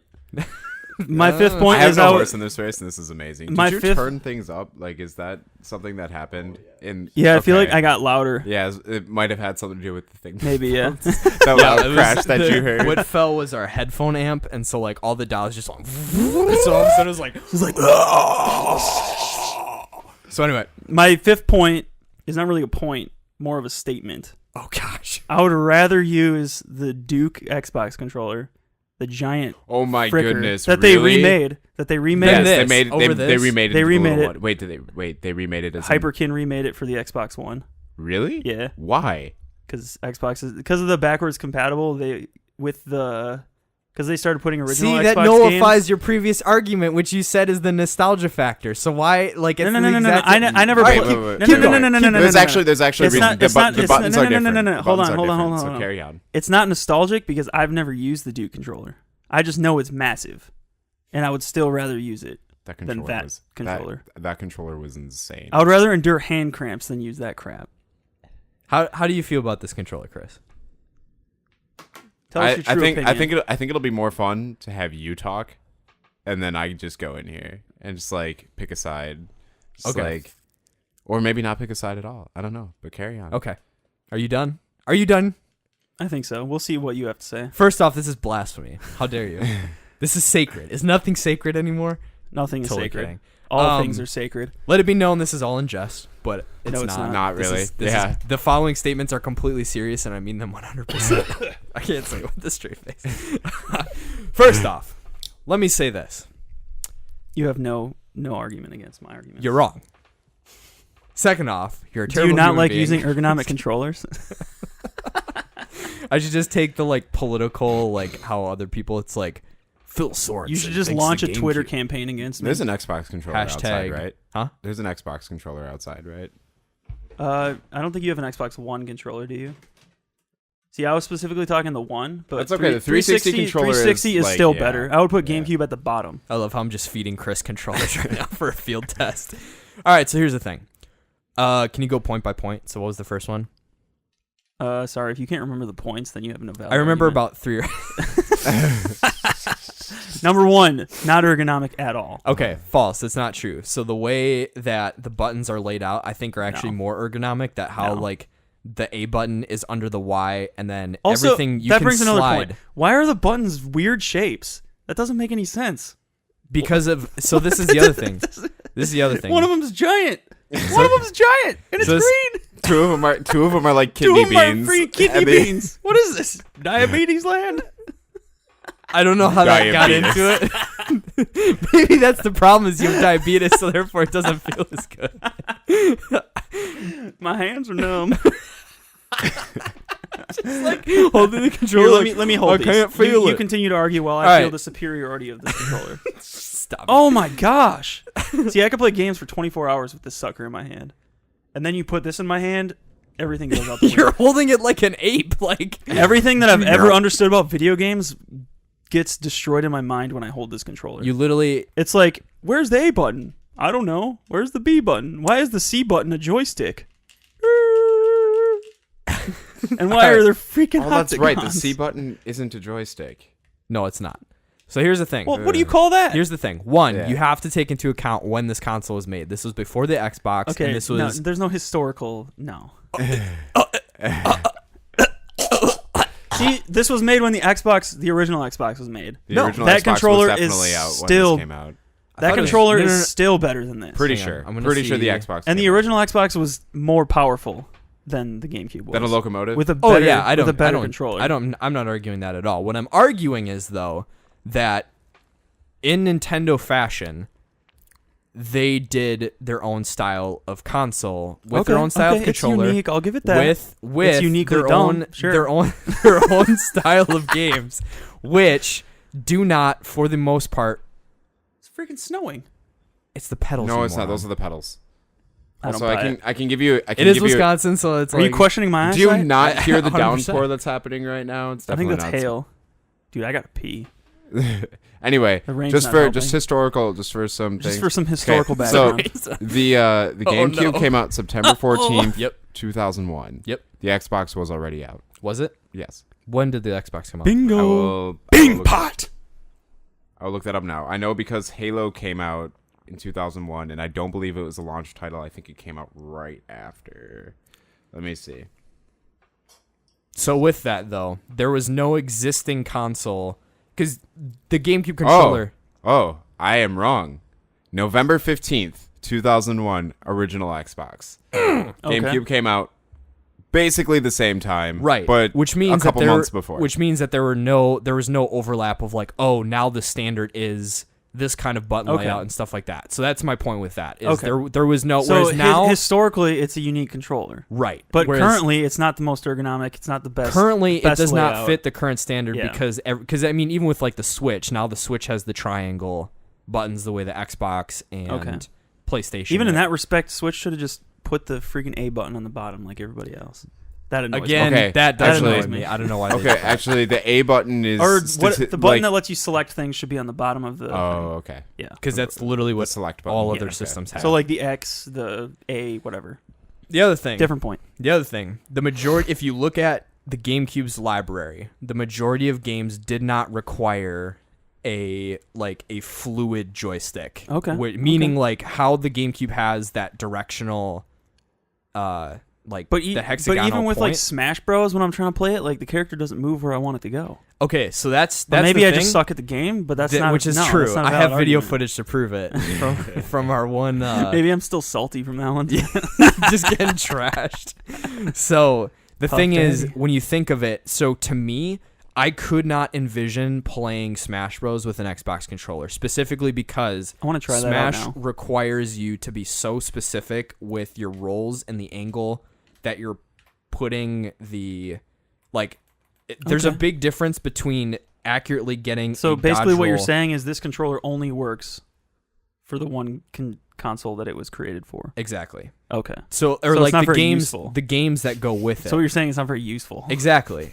For other systems. It's whole but then that's semantics because what you're saying is that it has to be universal and it should be able to be plugged into any other system, which is not what it's designed for. It's designed for the games that are going to be played on it, which to Okay, me is even okay. more brilliant because you have Mario Okay. Kart Double Dash, you have Smash Bros, you have Mario Sunshine, you have a number of games that are designed around movement that is not necessitating like a smoother I feel like you controller could like do that. with smoother movement. You though. could, Because like but it's imagine less playing Mario accurate. Odyssey with a fricker like that. To me, it would be better because you have more accurate movement. No, Like no, that's no, what no. I'm saying is like I the feel like directions. it's more accurate if you have more fine-tuned ability. So to, here's to what move. I'm getting from this. Yes, You are an Android user. You are an iPhone user. or he's an iOS. iPhone user. I'm I'm not- a, but this is what you sound like. But You're this saying is we're what you two sound like. different people. This yeah. is what you sound like right now. You are saying that because you have more free range of motion and able to choose like directions and things like that. Yeah. It's better that way because you can become more accurate because you can more I have tune more it to the way freedom that to you do fine-tune it. the way I You're do it. saying that it's the fact that it's idealized, like perfected for its specific function, that it's better because of that. Interesting. That Okay. is Okay. so Okay. that is All right. okay. All right. so basically you are like So what every you're other saying is I'm Apple. still You are right, though. you are like you are like Josh is like every other Apple user out there. Oh, no. Someone who absolutely no. does not know what they're using and has to be told how to do it and baby This is fed. literally the most tilting opinion of the whole episode. This is the most tilting opinion have ever. to- So you what have you're to- saying? How dare you? So what you're saying is I'm right. No. So what I'm saying is that Josh has to be baby fed his controls wow. just like an Apple user because he doesn't know what he's doing. That is what I'm getting from this. That was great. That's I like that that. was like a two I for like one that. slam. It was I like a just 2 for 1 fell slam. off the house. It tilted Yeah, so I think we're much. done. That was the episode. That's it. Controller you drop. You can check us out on iTunes and we'll see y'all So next yeah, week. that's the first tilting Hold opinion. up. You got a hold little up, bit more, or hold do you up, want to get to your tilting I haven't opinion? even said anything about Hold it. up. Yeah. Hold up. good. Hold up. Wait I a need to minute. defend my name because this is slanderous. How dare you? How dare you? Take it to the ring. How you bring it to the? How dare we're going you to the- call me an bring it to the iPhone pit. user? We're going to the pit, Chris. So Wait, I use iPhone. I know. So Right, you're the I know. same. I'm a peon. You are. You That's pleb. fine. You cell phone pleb. Yeah. Jeez. That's fine. So it's interesting that you say that because I was an avid Android user until Samsung tried to kill me with the Note 7. And then I swore off Samsung phones and I didn't like any of the other stuff that they had, like other. Nope. Nope. So how does not a that fan. relate to the GameCube? I just wanted to say it. yeah. I just want to let it be known. It. Android tried to kill me. Android tried to kill me. Or technically Samsung tried to kill Samsung, me. yeah. And so it's I very just was like, You wrote it off. I don't. I think don't I was the wanna one deal. who kind of like tilted you a little bit. You literally were I was the like, one who you know, got me like to get an iPhone iPhone 7 has a 4K like camera, like you can And all this record some cool stuff, and- videos. You're and I like, was like, ooh. You know what has a better I just camera than remember an you iPhone? being there like scratching your chin. You're like, Yep. that sounds. You know what has a pretty better dope. camera than the iPhone? Google Pixel. That too. What do you have? An S9. Nah. It does though. No. Yeah, but- I don't. Like Androids not- have had better It's not cameras the than fact the that iPhone it's for not. a I don't. long I don't time. disagree with you. Here's the but thing. I feel like iPhones have real like camera lenses in them, whereas those are digital zoom, aren't they? Whereas iPhones have like actual. the S9 Like, Plus has a dedicated telephoto lens. oh, okay. I don't have an S9 because Plus, that's a but Samsung, right? Yeah. Yeah, that's exactly why. Like, I am never, ever, ever, ever considering a Samsung phone ever again because they screwed me with the Note 7. Not only did their phone start cars on fire and like all this stuff, they literally did jack squat for me because they screwed up the phone. They literally like, oh, well, you don't have to be under your plan anymore. Like, you can get a new phone. I was like, are you paying for it? They're like, pfft. What are you, stupid? Like, no. And so I was like, you literally could have burned my house down and like you're not even going to recoup the cost of this. Like, screw you. So Yeah. Samsung can get bent. That is Never going back. understandable. So, I understand that's- So in your that respect, frustration. the GameCube controller is the better controller. Is Stop it. Anyway, okay, so Stop it right now. quickly to weigh in on this. All right, Yes. so I have to disagree as far as the ergonomics of the controller. I think that they're fine. I think that the ergonomics fine like, isn't good enough though. the general I don't feel want my hand to cramp. the general feel of the controller is fine. If you have bigger hands, it's probably going to be worse for you. You've got those Trump me hands, see. baby. You're I fine. got medium-sized hands. Yeah, They're we about have the size. same exact size hands, Yeah. except well, I mean your thumb and your pinky is longer. Yeah. Also, that was It's a that weird diabetes. That's a weird intimate moment right there. But We held yeah. we held hands. Yeah. yes. We have the same hand size. But no, so my biggest issue with this is that the button layout doesn't make any sense. All right. Like Keep talking. I don't understand why you have to reach so far down to hit the B button. Like that doesn't make any sense to me. And the triggers have so much give before they actually register anything. I will give you that. That's the thing. The triggers don't make any sense. you don't have to like- fully click them for them to register. So like any you know how there's that like slide and then yeah. it clicks. Any Yeah. sort of like touch registers. So you don't have to get the full click. So then what's the point of But the what's click? the point of the click? I don't know. So that So, you know. I'm not- although it does. I'll it does give you that this was pre FPS basically. Right. In Yeah. the sense, so that is my So argument. the usefulness of the trigger wasn't necessarily needed at that point. Yeah. That is my that's- argument, is that you can't say the Okay, GameCube so controller is trash. Hang on. Hold the phone. It would be like me saying that, like, the Xbox controller is horrible because if it was on the GameCube, it wouldn't be good. Because that's my stance. I don't think the Xbox controller would be good on the GameCube because of all the games that it was designed to play. However, I think the GameCube is perfect for all the games that it was designed to play. and how it's supposed to work with the system. The C-Stick sucks in its location. I will also say that. It has like it's way too far down. It has virtually no purpose in the majority of games. That too. So like a lot of the buttons don't even have a purpose. So, but that's the thing is like, but the majority of the games that you're playing, they don't like, there isn't a lot of necessity for them, or the companies that did use them, like use them effectively. They gave you the option for it, but so like it's not always basically used. what we're getting out of this is if you're going to play GameCube games, It's perfect. use the GameCube controller. If you're anything else, it's use the Xbox controller. Exactly. That's what I'm saying. So I'm really glad that we're not trying to both argue. right. Yeah. We're both that's right. what I was gonna say. And I'm just saying that I'm glad that nobody's trying to argue that the PlayStation controller is better, because that is a terrible controller. Saying. I will defend the PS4 controller. Yes. I think because the trigger sucks. Okay. Stop it. It does. Let me say my The piece. trigger is bad. It's a big button. It's true. It's like a real trigger, and the GameCube button had a bastard child. Here's what I'll say. And like having the two joysticks like next to each other, terrible idea. I hate that. Because like you're trying to move. Like I remember playing Overwatch for the first time. Yep. My finger kept slipping off. I'm like, what the heck is this? Yeah. But with the Xbox, you got the right leverage. Yeah, no, it does. It Just does like make sense. that. Also, one last thing about the GameCube controller, and then I'm done. The round tops of the joysticks are a bad trash. choice. Yeah. They should be divoted. Yeah. But that's because again, your hand slips. They have the grip on the top to try to prevent slipping, but they could have just been like, oh, you know what would be better? Something that actually just like holds your thumb instead of is like designed to make your thumb roll off. Shame. But that's fine. So yeah. Okay. I'll Also, concede. I've only used the GameCube controller for like Smash and Mario Kart. That's like all I've used it for. Yeah. And I mean, maybe that's why I'm salty, because it's my only association that I have is with Smash Bros. But I still think it feels uncomfortable in my hands. It's also too light, but that's because it's wired. Wired controllers are all very light, and it makes me sad. Okay. All right. That was a good first one. Yeah. We both defended our opinions well. And I got to trash and we Apple concluded users that because it's just You got to trash me. That was harsh. Dang. So basically the conclusion is I am victorious in that scenario. No. I don't know, because I'm the whatever. judge. You're Like, wait, who I made was- you the judge? I was the judge. Yeah, right? there. I'm It's the judge. I'm the I was host. the middleman. Yeah, it's good. I'm So literally what the is your middleman. verdict? I mean, do I really have to do one? I think Yes. I think that's for the listeners, Phil. Okay. No, screw them. Screw the listeners. what do you say? Oh, wow. All right. You Tilt. heard it right here. You heard it right here. Listeners, you don't matter. We are now Lucasfilms. Wow. No, I'm just kidding. Tilt. Just kidding. Tilt left Tilt. and right. No, no, I'm just kidding. So I honestly think that Josh made a better defense because we agreed that it doesn't actually suck.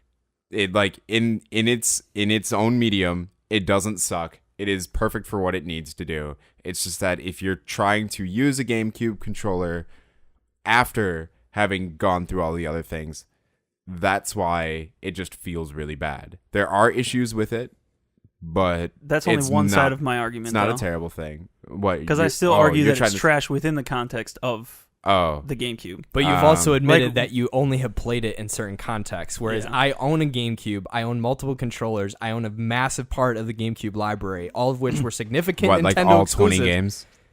which were fantastic. Just kidding. You want to see my collection? I'm just kidding. Dude, some of those games are expensive. Heck yeah, they are. Yeah. They're good. Because they good, son. So you think Josh wins?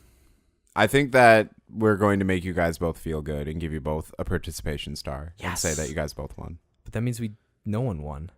Yeah. We'll let the listeners decide. Yeah. Who won? Vote. You know Here what you my go. Here's opinion what is you do. on that. You got to tweet. You got to tweet who won. Tweet at us and let us know who I won. like it. I like it. If you have Twitter. And this is a pre-recorded episode, so we can't wait to see all the tweets like randomly. Yeah, just like Come at us randomly come like, and just be like, GameCube sucks, bro. And it's like, no, man, get off your high horse. The GameCube is the best controller ever. And we'll be like, Also, my Yes. opinion has no bearing on the system itself. I personally think the GameCube is superior to the Xbox One, as far as library I would agree. is considered. Oh, Sorry, look at that Chris. face. Oh, look at that face. That's a whole different argument. That's okay. You're just you think so because you are accessing your inner child at all points, which is not bad. No. I don't mean that in a bad thing. I didn't grow up with a GameCube. No, but I grew up with Xbox. You grew up with Xbox, yes, Yeah. but you are accessing your inner child. You know, when it's you're it's playing the okay. GameCube. It's okay because the Xbox is for people who don't know about video games. The other stuff is for all the people who do know. Because, like, Oh, I mean, what, Wow. like, This one. Turn the tables. because I mean, like, This let's is what be we real. call Josh's signature move. It's called the turntable, everybody. It's called Oh, the how the axe of turntable. justice. That's Is what- that your tilting opinion, What? or do you got something else? No, he's No, got I don't something else. actually Yeah, no, think he that. just did Hit that it. to I don't just think- like yeah. throw. Yeah, Microsoft has like, I was gonna say 3. I mean, like Halo, Gears, and what's like another one of their Sea of big. Thieves, according to no. Okay, I will not say that Sea of Thieves is one of Microsoft's like Those like a- flagship titles. They got pun State of intended. Decay and Crackdown coming out, so we'll see. Oh, we'll see Crackdown's how those another one. pan But out. like, Microsoft has 3 of, I would say, like, of the most iconic franchises that specifically Halo changed first-person shooters for forever. Oh yeah. Like, they were a benchmark. But in the same way that Nintendo was like a benchmark for action Platformers adventure and- games and yeah. platformers and Yeah. stuff, in the same way that like Sony was a benchmark for more linear narrative storytelling games with like JRPG Uncharted and stuff like that. yeah. So each do their own thing, which I think is like in an interesting discussion exactly why I don't understand the console fights, because Oh, it's if you want I will never get if on you board with want that, yeah. unique specific games, go to Nintendo. If you want more first party narrative based games, go to Sony. If you want 4K graphics, and like 4K. yeah. So I mean, like Microsoft, like I was hardcore Xbox 360 to Oh, the yeah. death of me. Like 360 Halo definitely 3, won that generation. love that stuff, man. No, see, Don't you need- gotta take you an should see old my- school Halo 2. Dude, I still just have kidding. my copy of Halo 2. Xbox. That is my biggest atrocity in life is that I don't have my original copy of Halo 2. Such a good game. That I game finally was, played through the like- campaign last year, and it was super It's fun. fun. So good. Yeah. So it's Halo, like Microsoft has done a lot of good, but currently I'm very disappointed in how few really good exclusives they have.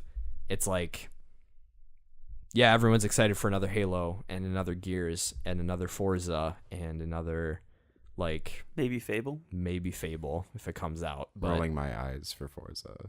I don't like racing games that I much. don't either. Yeah, like they're I just feel racing like games are Xbox like sports needs- games. They're just like They're just the same thing, polished a little bit and Yeah. released every year. Yeah, Yep. except for Need for Speed. Need for Speed Most Wanted, the original one, best racing game ever made.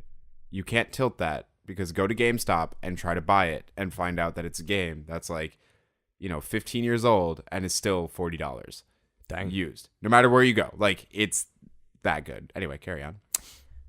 You want to? Or are you tilted? I already we'll did go, my tilt. We'll go You- this way, you go. and we're We'll- already at we'll end an hour. with Tilt Yeah, we Master, already have yeah. an hour 15, so we'll have Oh, so jeez. many. Like we'll have Yeah. so many of these. It's gonna be great. I know. We usually only get through one apiece, so Yeah, I got it's- like yeah. 6 on my list. Yeah, I have a whole bunch, and I Yep. haven't even looked back. I was trying to find our old list of stuff we talked about, Oh, which we yeah. could recycle those. So this will be since I mentioned it earlier with comedy stuff.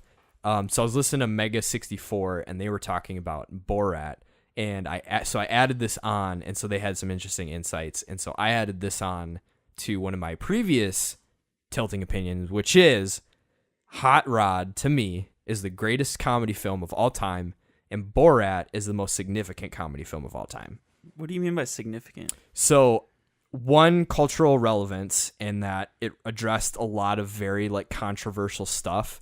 It was accessible for a lot of people. Like if you do the Borat voice, everybody know what you're knows doing, it. yeah. No, like nobody knows. Like nah, it's like everyone's like Borat. Like it's known, and it was legitimately funny.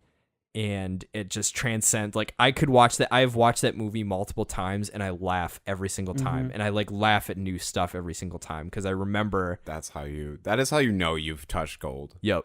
It's like when you rewatch something and you're just like, oh, I didn't catch that before. That's great. Or like the things you forgot that were in it that you laughed at the last time, and then like you laugh at again, and it's like it's so relevant. It was legitimately funny, and it's fantastic. It's continuously funny. And then Hot Rod for being the greatest comedy film of all time.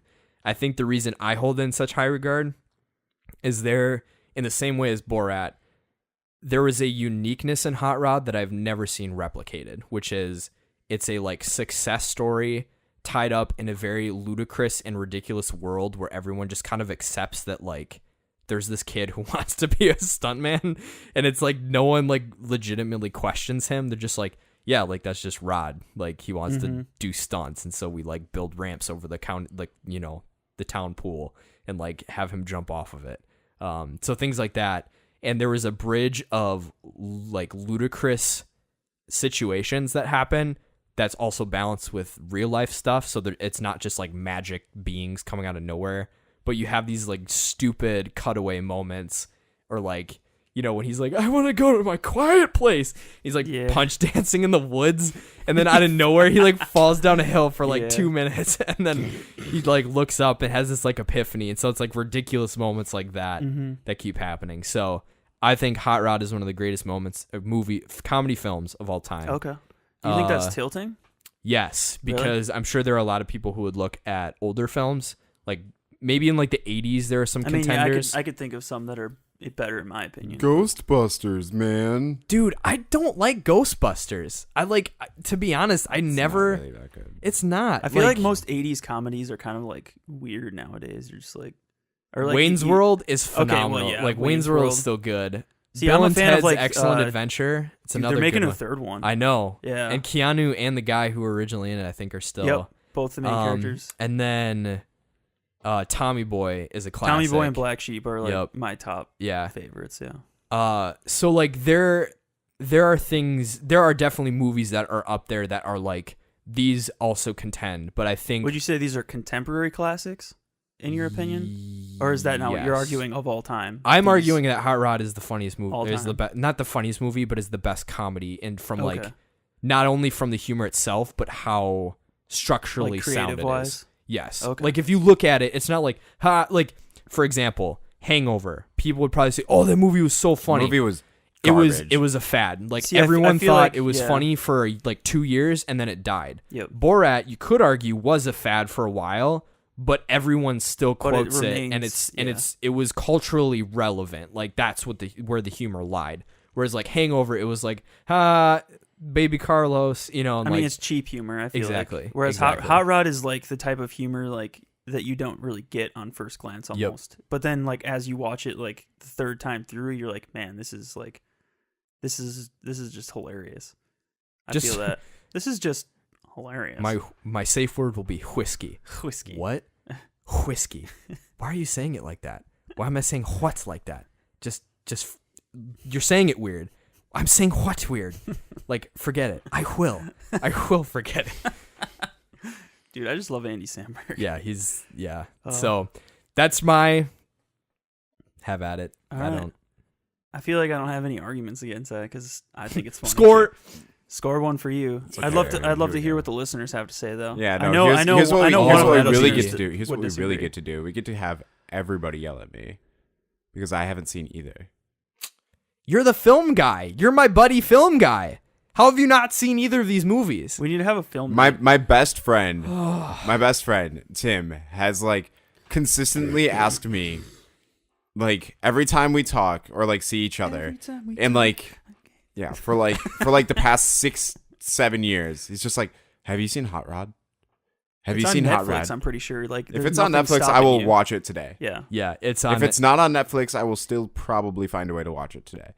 All right. But like, all right. I have just remind me. Message like when I like give me an hour. We'll after tweet I at leave you. Like, yo, did you watch Hot Rod? Exactly. We'll tweet you. You do realize that I just like don't look at my Twitter ever. Unless we'll tweet at you and then we'll text you. I guess I better start. If people actually start following me because of this, then I might actually have to start doing stuff. Like, and then also find me. Well, no, I guess you can't really follow me on. You can follow on. I don't know. Facebook's stupid. Facebook is garbage. By default, you follow people on Facebook, and then you can unfollow them if they know you. Well, no, I'm talking about like, but without friending me. Oh, yeah, you can't do that. I don't like. You can friend but unfollow. You can't follow but not friend. On Facebook, at least some people. The last time I used it. That's if it's still around. Yeah. Unless you're like a fan page, then obviously. I don't even know anymore. We should make a Chris fan page. Just because. Just like it's gonna be my name and it's gonna be tilted. I want to make. I get it because it's tilted. Oh my goodness. Tilt Brigade. Ha ha! I'm planning. I have like a bunch of T-shirt ideas I want to do, and one of them is I want to have that where it says like Tilt Brigade, and it's like angled, but then there's like something under it, so it's like it's all tilted. No, see what you really have to do is you have to do Tilt Brigade that's tilted, but then the letters are slightly off as well. So we're tilting people at like, Dude, people would be so angry. Like it would be so great. one of the letters is a slightly different font. Yes. Oh, just like literally ruin the like make it all terrible. Like just like make it like that magazine font. Just like magazine cutout letters. Gosh. Just Lord. Like a ransom letter. Or something. Don't actually do that though. Yeah, It would be funnier if it's like tilted at an angle slightly off by like 2 things being a font off or something. I like. We got to stay classy. Keep it classy. Keep it classy. Yeah. Yeah. You don't want people to get too mad. Yeah. That's not funny. Actually, it's even funnier when they're too mad. Yeah. That's why we do this. Exactly. Tilting opinion. What you got? Oh my goodness. You got away easy this time. I did. Yeah. You really did. You really did. Take it to Twitter, folks. Bring it to the pit. I'll Masha. All right. I don't. Bring it. Okay. Let me look at my list again. You had some good ones on there. I mean, a lot of them aren't like actually pop culture relevant though, so we're not going to touch those. You could resurrect one of your old ones if you want. Oh shoot. Ooh, here's one that I really want you to dive into. We are the reason there are so many spin-offs and sequels to everything. Oh, yes, absolutely. All one. right, so let's go into this. So this is last tilting See, I opinion feel of like this I episode. I can't. All right, this'll so a lot of people hate that there are so many sequels to, everything. We're on, Sequels and remakes and freaking frack. Yeah, absolutely. Correct. Okay, The chaff. so Chaff. chaff. yeah, and like spin-offs, like right now there's like NCIS New Orleans, which doesn't make any sense to me. Dude, like, we need like, an NCIS Fond du Lac. Dude, I love NCIS. Right. Could you imagine? NCIS The is original, great. the OG. The even like Los Angeles isn't too bad, but like it just like it keep also. We're just gonna keep going on this top one just because New Orleans. One of the main characters is the main character in Fast and Furious Tokyo Drift, and one of my tilting opinions is that Fast and Furious movies are fantastic, and people should just stop leave them alone, and take them for what they are. But that's not what we're talking about now. But the reason why there's so many spin-offs and so many sequels is that people just keep watching them. They keep making them do well. Like.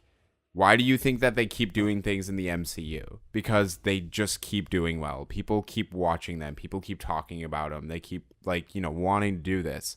But what are the people who are complaining about it? Aren't the people who are watching it though? Are they? Or are they? Or is So- that the tilting well, opinion? Because like you go to the theater and you see like the Fantastic Beasts Harry Potter thing. Like the people I've heard complaining about that are the people who don't even watch Harry Potter anymore. Yeah, I honestly forgot that it was a thing. Yeah. Like I was watching. I don't even remember. Oh, I think it was when I was watching Infinity War, and I think there was a trailer for Fantastic, and I was just like, "Is this Harry Potter?"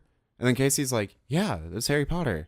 Where did I go see the original one, the first one for? I forgot that there was I forgot that there was a reboot, and that this one's already a sequel. Yep. I was just like, "Oh, okay." Or like the MCU, you hear people complaining about it, but it's superhero. It's usually people who are no longer going to see them anyway. Say, although to be fair, like I think a lot of people are complaining who watch the MCU. That's complaining about because they're like, there's so many movies to keep up on. It's like, honestly, once you grind them out, it's very easy to keep caught up. Like and it's not even that hard. It's not even that hard to catch up. Like if you have 2 hours, 3 hours of your time, just literally pop it in and watch it. It's not that hard. I mean, if you really don't want to watch all 19 movies, just talk to somebody who's watched them all, and they can fill you in on why the characters are the way they are. There's a great thing called Google and Wikipedia. Yeah. They're all good except for the Incredible Hulk.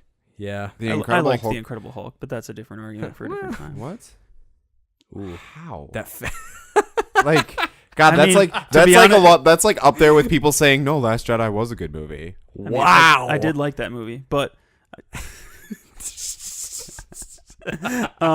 Have you seen it more than once? No. Okay. I saw The Incredible Hulk when it was in theaters. Okay. I did too, actually. And that was the only time I've seen it. So to be honest, I have the only other superhero movie that was like legitimately good out at that time when The Incredible Hulk came out was Iron Man. Cuz like the X-Men was like decent, but not really like MCU level. Yeah. The Spider-Man movies got soiled after the third one. I don't even know when the third one came out. It might have been after. The third one was like, I'll Google Might I have don't been know like- why might have been like 2007 06 comes or out to my 07, mind, yeah. but Halo 3 came out in 2007. So So like that's when I saw the probably- Hulk, like I didn't have much context of like what a good superhero movie was yet, Yeah. because it was the second MCU film, I think. May it 4th, was, 2007. Yeah. Attaboy, So- Chris. So even like, Here comes the... So- Yeah. Nice. and I loved the Hulk at the time. I love the Hulk's one of my favorite Okay. superheroes. So All right. So you were blinded by your love of the character. sure, if you want to call Sure. it, if you want to Yeah, call it no, that, yeah. I'm just kidding. Yeah. Yeah. As long as it doesn't soil my opinion on movies. Yeah, Although I no, like yeah, DC but it films does. too. So But anyway, So- so my opinion on movies doesn't hold much. You weight can't have around your here. cake and eat it too. That's not how this works. yeah. So I guess I'm like diabetes. Oh so- no, you can't have I cake can't at have all. cake at all. But yeah, Sorry, so, go on. So wrapping all the way back to the reason. So I mean, I guess the people who are complaining about them like aren't watching them, but like, yeah, I don't know. I guess that argument kind of falls apart. Man, this is No, I'm not like Sorry, like, I didn't mean to yeah, dismantle it because no. I feel like you have a point in the yeah, sense it's that just like like people are always complaining, but then they're also like there are people who are saying like I saw this movie and like I thought it was trash. I'm sick of I'm sick of them making. You're like Right. you Yeah. gave them money. Like yeah, if you really like you have to speak with your wallet. That's like what. yeah, it comes you down to. you decided to go see it. Like you know, you're like, oh, why did they make a sequel? I guess like I'll go see it anyway.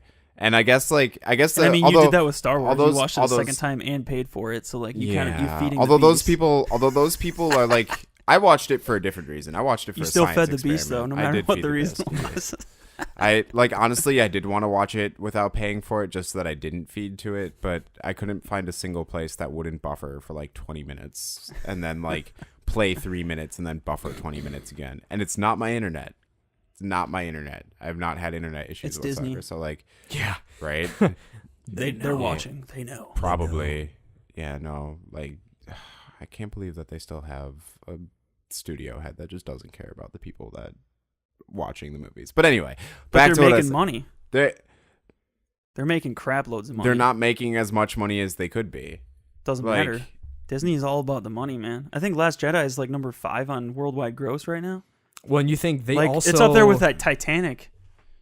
It's up there with Titanic. Right. Well, then So you that must be a good movie, right? and they're putting No. out every No, Marvel movie. that's and the stuff thing. that comes out And it's too. like, here's the thing though. You can make money off of controversy, and that's probably what they're doing right now. Last Jedi is such a Make a slightly off Star Wars movie, and they're probably just like people. It's will not pay even for it. slightly off. Go watch that and tell me how it feels like a Star Wars movie. They're using Star Wars words like X-Wing, TIE Fighter, and Force, but watch it and tell me how it feels like a Star Wars movie and not just a piece of propaganda.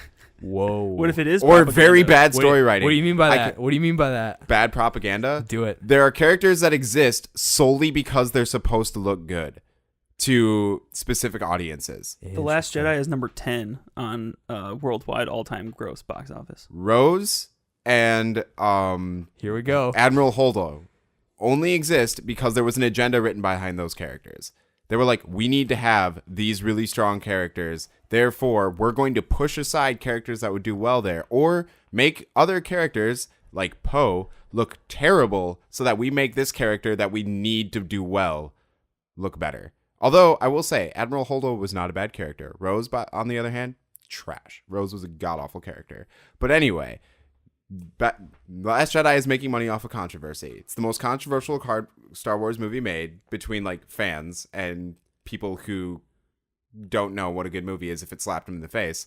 But I feel that like is what they're making. third time's So people are watching it because they want to know. Like they want to pick a side. They're like, is it actually good or is it bad? Like, what is this movie that I'm hearing things about? And that is so you can make money off of controversy, but that doesn't mean that you're making a quality product.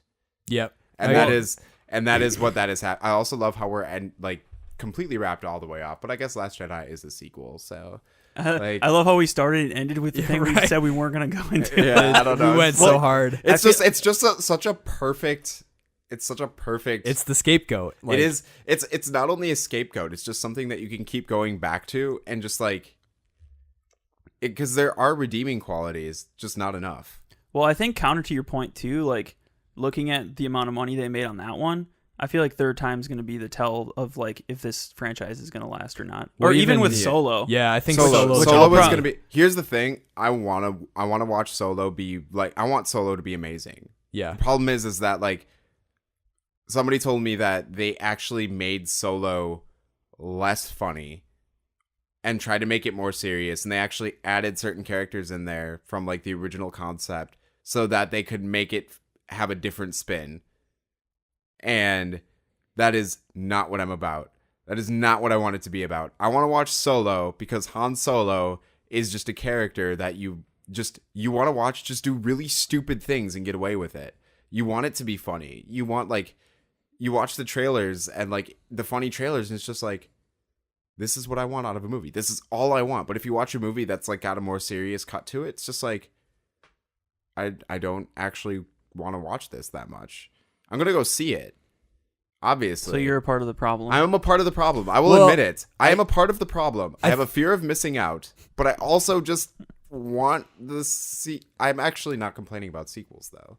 I think sequels are fine. Your point is just that stop complaining, basically. Like Yeah, if stop you're complaining. paying these people money, then stop complaining. Right, like Yeah. I think that's if you really want to make a disconnect. statement, don't Yeah, go watch Exactly. sequels anymore. Yeah, like that's the thing that drives me nuts with games is people will buy the game for $60 and then be like, it sucks. They should never make games again. Blah blah blah. It's like that's totally cool to have an opinion, just don't buy but it. like then it's don't like, be but mad. you're gonna buy the game the next year when it like Right, Call exactly. of So Duty, then, like so people then complain make about Call that of your Duty all the time. exactly. but Yeah. why is it the best selling game every year? Right. Yeah, it's if like all of these people hate it. yeah, no, it's like that's the thing with Call of Duty. Once like I played Black Ops, I was like, I'm done. Yep. I'm done. Like I just don't like this. So I didn't buy Black Ops 2. I didn't buy Infinite Warfare or whatever it's called. I haven't bought them. I bought Battlefield 3 or whatever, like the one that came out right after Modern Warfare 2. No, it's before one. But like I played it and I was like, I don't like this. This is not the play style that I like. I'm not going to buy it. Assassin's Creed. After Black Flag, I played like Liberation, I think is the next one. I was like, I'm just tired. I'm done. Yep. And I stopped buying it. Yeah. So like and that's all it takes. Just yeah, stop it's buying just like it. stop buying it. But it seems like everybody just complains. It's like you're buying the game. Yeah, it's like like you if bought this you- game and now you're complaining if about you it. complain about something, you want it to be better. That is how people are going to hear it. If I go up to someone at like if I go to like McDonald's or something, I say like, this cheeseburger is terrible. What are they going to hear? They're not going to hear, I'm not buying a cheeseburger from you ever again. They're saying, something is wrong with this cheeseburger, make it better. And so they're going to try to make it better. Or they're going to be like, you are one of the very few amount of people who complain about it. Everybody else buys it. Your opinion, while it may matter to you, doesn't matter to us. So carry on. Well, In which and case, the other thing too is they're like, shrug. We already have your 350. What do we care? yeah, in which case, yeah, it's that's just what like, I was gonna say. it's- Like otherwise EA, it's just- Activision, they already have your Yeah, money. they're like all the people with Battlefront 2. It was like, I hate to tell you this, but I'm already swimming in your dough in my backyard. like you gave us like like whatever. our game is still selling well. Like And you right. gave us your money. Yeah, So. and nowadays it's like very rare to actually find a game company that actually cares or like is Yeah. reaching out and stuff. Like that's why, Fortnite, for example, Fortnite's free, by the way, but like it's doing so incredibly well.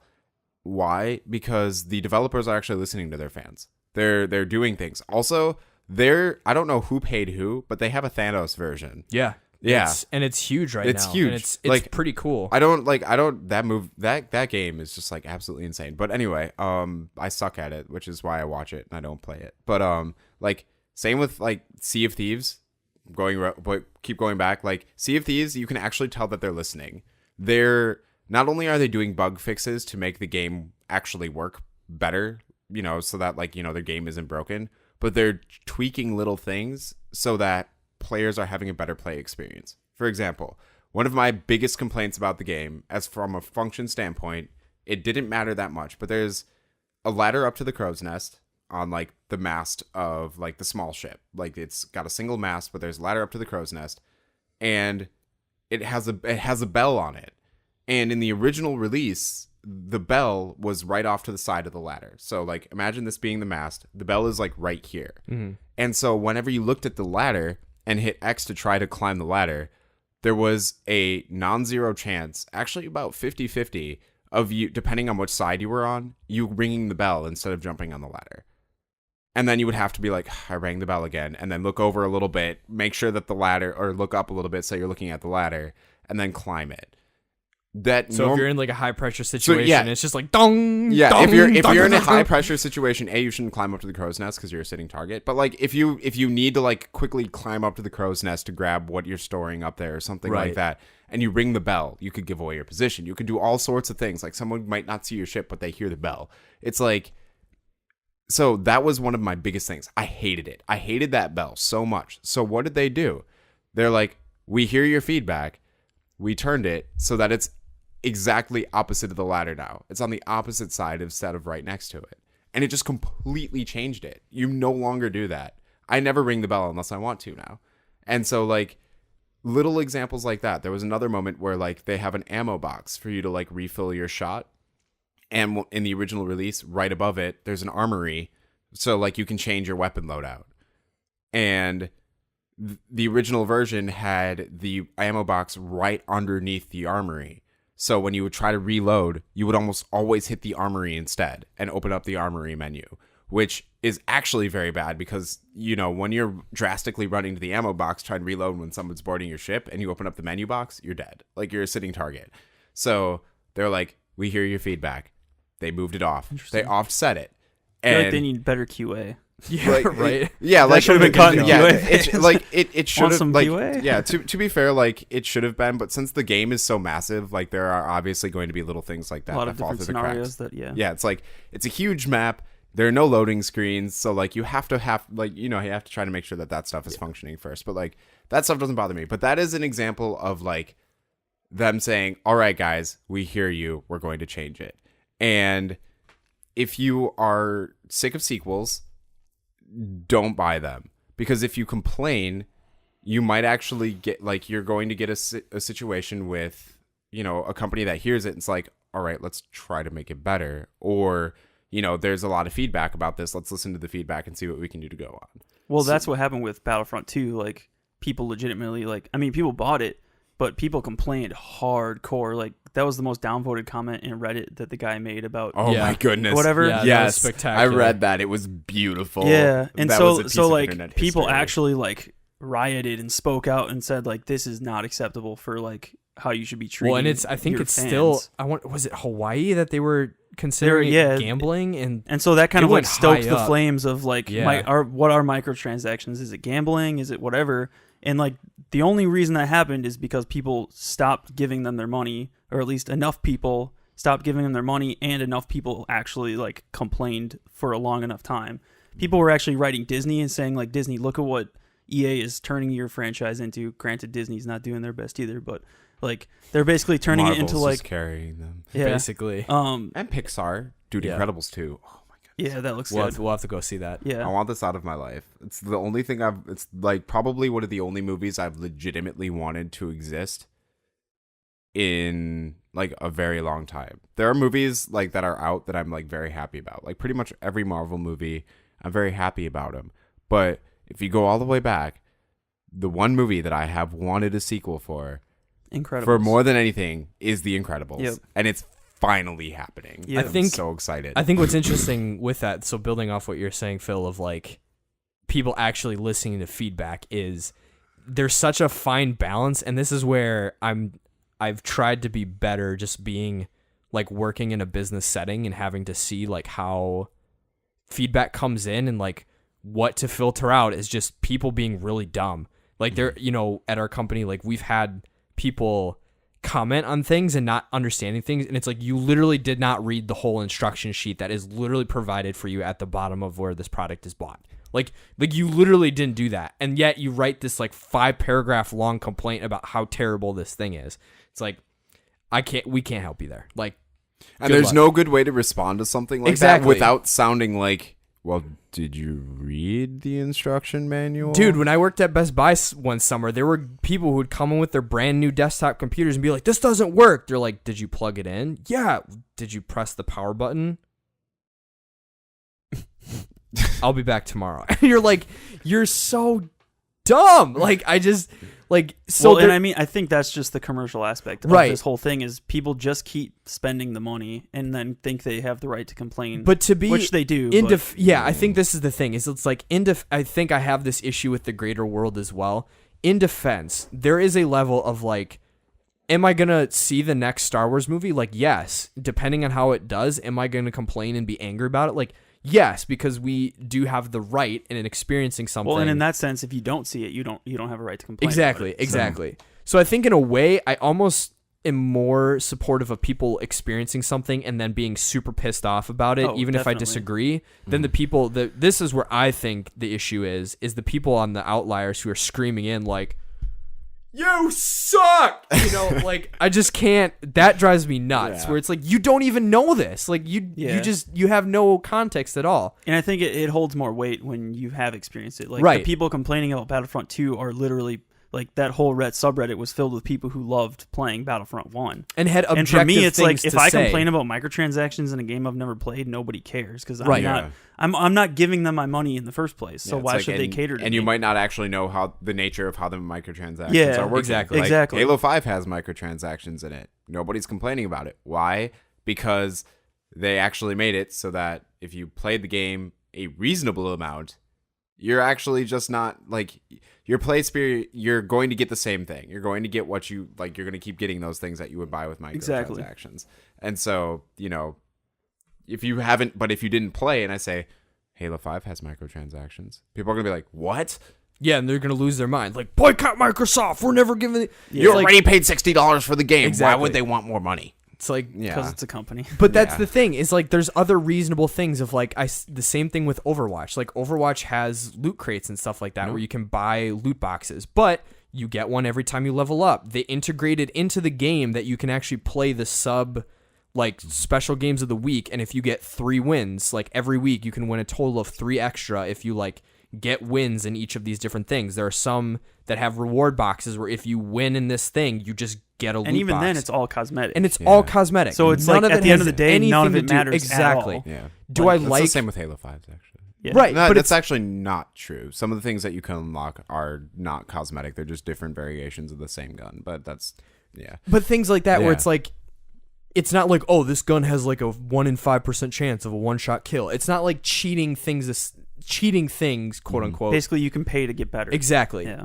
So to me, it's like that same argument with like Battlefront. It was a huge problem, and all the ways they'd implement it, like literally get this card and you win the game. It's like, what?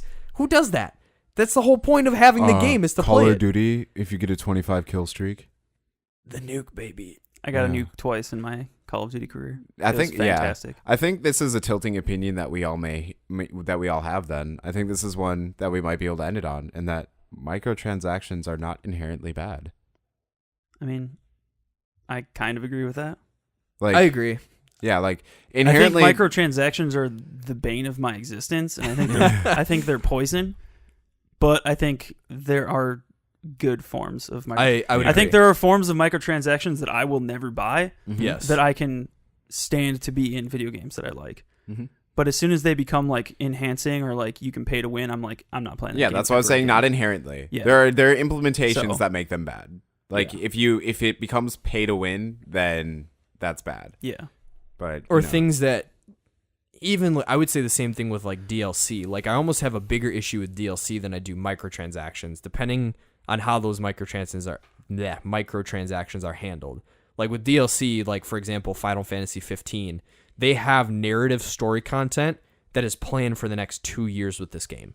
And it bombed, like it flopped. It was one of the worst received Final Fantasy games other than like 13, I think, ever, because people were like, this makes no sense. Never the put games are this narrative content. Right. Narrative content in DLC is fine as long as it's like a Far Cry 5 situation or Far Cry whatever. It's all there. Where it's like it's there. It's literally a separate story that we thought up that would be fun and engaging that we could not afford to put in the main game. Yeah. You're like, oh, Blood Dragon okay. for 3 was But fantastic. if you have to put the end of the game or like a continuation Chunks of the game in a DLC that I have to pay more for, that's like that's how it actually is. how they did it. Yeah. Oh, like, dear God. So if you go play now, there's like additional story element, like significant chunks of story elements that were added in that if you got the game on launch and played through, those pieces were not there. Why would you do that? Exactly. Money. But this is the thing, is Square Enix took the flop of 15 and like, oh, it didn't sell well. And this was what happened. This is what happened in their mind. And this is what drives me nuts with companies.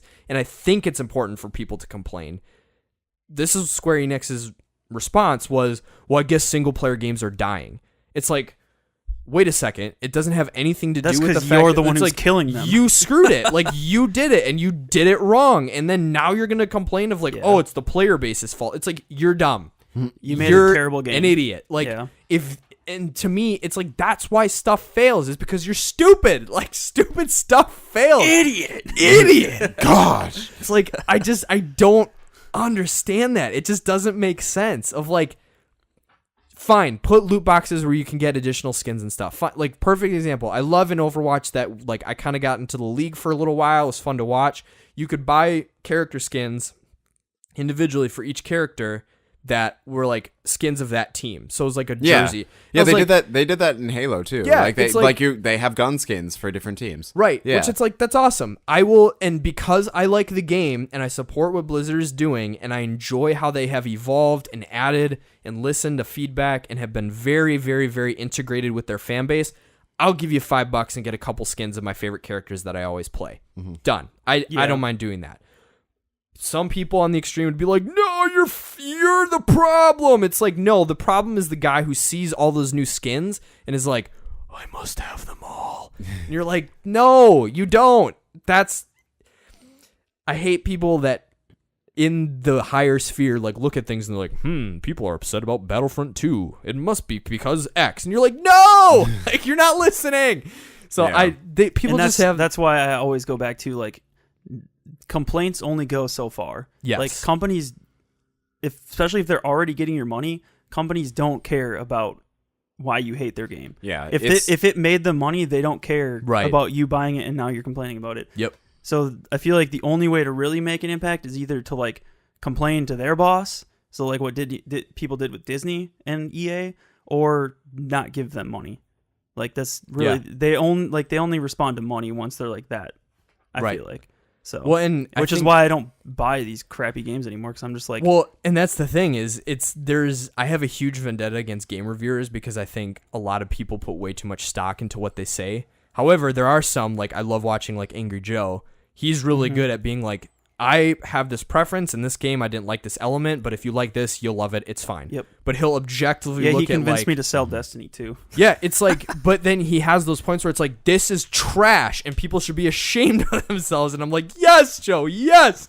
Yeah. But, yeah, it's like, Hallelujah. it's like, it's okay to complain, but I hate the stock in, like, well, so everyone's going to listen to my opinion. And if they don't, well, they just don't get it. It's like, their business, they're just going to do what they want. But They're going to do what makes them money. look at what happened Which to I don't Andromeda. blame 'em like, for, the but- couple people that, I mean, I loved it and they evolved it, but I can totally understand why a certain group of people would not have dug it at all. I'm just super sad that, like, they got rid of all of the story, like the planned story DLC for it and expansion. Like, I'm so sad about it. I'm like, and like that was a response to all the lashback. and now the actual franchise might just not continue on because of that, and that depresses me a lot. And now we're just getting another Destiny Division game with loot, whatever. Exactly. Anthem. Right. And so Which it's like, looks kind of cool, but it's just going to be the same. but then exact people are crap. saying it's like, it's going to be Destiny, but worse because EA's behind the wheel. And it's like, oh gosh, I can't imagine that.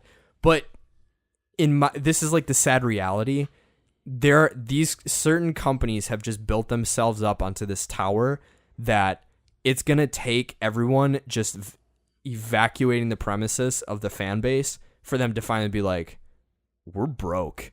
Like, Yeah. because I mean, that's what's that's the happening thing with is, like- BioWare. Like, BioWare's in that boat right Yeah. now where they just, like, one of my coworkers who eventually I convinced to play Andromeda, he's like, it's $5 on Amazon new. I'm going to play it. Wait, it's $5. There was a stretch. There was a stretch where like it was five. dropping It was every like day, yeah. maybe not $5. It was like $10 for a new copy on Amazon. Like, That's insane. I know, but that's the exact reality. Is it's like your game after a couple months of being out has not sold at all. It's been out a year. Yeah, and It's it been was out a like year. I remember it came out like as I was graduating. Yeah. It was one of those dangerous things because I was like I gotta finish school. I know, I was like, I have to finish school. Yep. But I'm also literally camping. I remember it took me like 70 something hours to beat that game. Yeah. And I was just like, and I did it over the course of a week. Like, oh, that makes me so sad. I feel like that's another example of like, people bought the game because they were expecting a good game. They were expecting a Mass Effect game. And It wasn't Mass Effect. And I don't know anything about Mass Effect, so I can't speak to that. But I know that the vast majority of people, not like you guys, complained about it. And the company was like, oh, well, I guess these types of games don't sell anymore. We're going to pocket BioWare's And like I think Mass the Effect issue thing. And it's like, no, you weren't listening to what people were saying. And I think the issue with Mass Effect, I think that like canceling all of it was way too much of an overreaction to what's happening, like what the lashback was. And I think a lot of the lashback was also misguided. Like, I think people complained way too loudly about things. Like, I would agree. facial animations. Like, they may look weird, but, like, if you're going to say that a game is unplayable because faces look kind of funny, that's a stretch. You haven't played a video game. Yeah, it's then. like you've never played a video game. Like, if you think that, frame rate drops, for example, though, that is something that, like, making a game unplayable, I can understand that. There were a lot of frame rate drops in, like, Mass Effect Andromeda. But, like, the biggest thing, like, facial animations. That was one of the biggest things that people complained about. It's the only thing that I heard people complain about. But I feel like that was the the mass flux of things that people complained about at the beginning. But then even once that was fixed, like, people still complained about the story and different things. And that's an example where, like, people not buying the game anymore made the company pull back on the thing. And I think it's there. It was interesting because I heard I was listening to Mega 64 and they were talking. One of the guys, I mean, like, they're always joking constantly, but he was joking about this one bit that he used to do on the podcast that he like thought was hilarious, and they always jab each other for like little bits that they do, and he's like, Rocco's the only one who thinks this is funny, and then he like jokingly put it on Twitter, like, does anyone else like this? And people like blasted it and were like, no, this is dumb. And he's like, all right, well, I'm never doing it again, because like that's just how they are. They're like, all right, well, I'm never doing it again. But then all of a sudden he had a flux of people who were like, no, dude, that was like one of the funniest things I look forward to every so often is like this whole thing. And he's like, oh, okay, fine. For like these 5 people, I'll do it because it's hilarious. So in a weird way, I think as much as people complain too loudly, I don't think people praise loudly enough either. Well, and maybe that's think, a tilting opinion. It's more of an example of the power of money in the gaming sphere than an example of the power of voice, because like people did shout and cry a lot, and like you said, it was amplified way too much for what they were complaining about, but it worked because people stopped spending money. Like, I was going to buy Mass Effect. I was going to try it out because I was like, this looks dope. But then I just saw all the complaints and I was like, I don't really feel like jumping in because it's too much of a headache for me. And so the voices probably just made a lot of people kind of second guess it and just not jump in because they're like, well, I didn't play the first 3, so like, why would I buy this one if people are complaining about it? And so in that sense, to play the first 3 to play it. That's the sad thing. Yeah. Well, and that's what I'm saying is like the loud voices soiled it and made people not buy it, and therefore they didn't make money, and therefore they packed it up. Right. And that's not to say they're correct in doing that. No, totally. But I'm just saying it worked. Like, if you want people to stop doing what you want them to stop doing, stop giving them money. If you want people to continue doing what you like they're doing, give them money. Like, buy the things that you think are awesome. And stop spending money on people who are wasting your time. And I think this is the tricky part to navigate, is I do think you do need to spend money. Because, like, I'm so happy I bought it and played it. Like, I loved it. Mm-hmm. But there were very clear issues that I had. And I think that's the part of, like, people need to praise what is good and discredit what is bad. And so I think the problem is, though, like my joke on Twitter, like we can't, about the Twitter thing earlier, it's like we can't have civil discussion about anything. Like, was things Mass can't be Effect, mutually exclusive. Exactly. Everything has to be either in or you're out. Exactly. It's like which either is Mass Effect was bad. Exactly. Which games. is it's bleeding into everything. People just sit down, like, relax. You can't enjoy anything anymore. Yeah, but it's like there is a level that is like, I personally enjoyed Ryder as a character. I really enjoyed his arc of like, he's this scrub person. Her. Like, I played Although as the a male voice writer, actress was so. much worse than the voice actor. I'm sorry.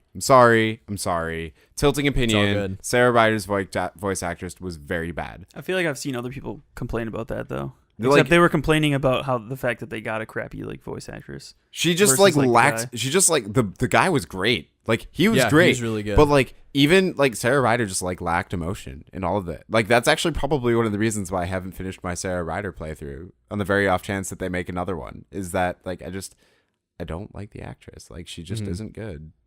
Anyway, carry on. But it's just one of those things where I don't think it's good to. How do I? Like, speaking this with your is- wallet is yeah. good. Speaking with your wallet is good, and I think this is like the problem our culture has is we think that saying this one thing or doing this one thing sends the whole message that we're thinking. Like, me not buying Mass Effect is sending the fact that, like, screw you, EA. I don't like what you're doing. I don't like that how you've ruined Mass Effect. I don't like all this stuff. But I think it's important for people to put context into their decision. Granted, how that navigates itself is, like, lost sometimes Yeah. in Well, the I void think- of I think- social requires media. people to actually put thought into what they're doing and saying. But exactly, Well, which is another I think huge tilting issue. opinion. People don't like to think anymore when they get upset. We have Truth bomb. catered to a culture where people just think that them complaining about something just because they feel it means that it's okay and that they have to be listened to. Yeah. That's Well, not true. Yeah, and I feel like it all comes down to people focus on the things that they hate. I think the inverse is you should give money and spend money on things that you love and that you know that you're going to love, and just stop. And like for me, like I don't buy Call of Duty anymore. I don't buy Battlefield anymore. I don't buy Battlefront. I pretty much just don't buy anything EA and Activision are creating. And I'm not running around saying like EA sucks, I'm not giving them my money, or Activision sucks, I'm not giving them money. I'm just like, no, I don't have time and money to waste on people who are wasting my time and money. Yeah. And so like I just buy the things that I know that I'm going to like and try out things that I might like. And like I'm not just buying things that I know for a fact I'll enjoy.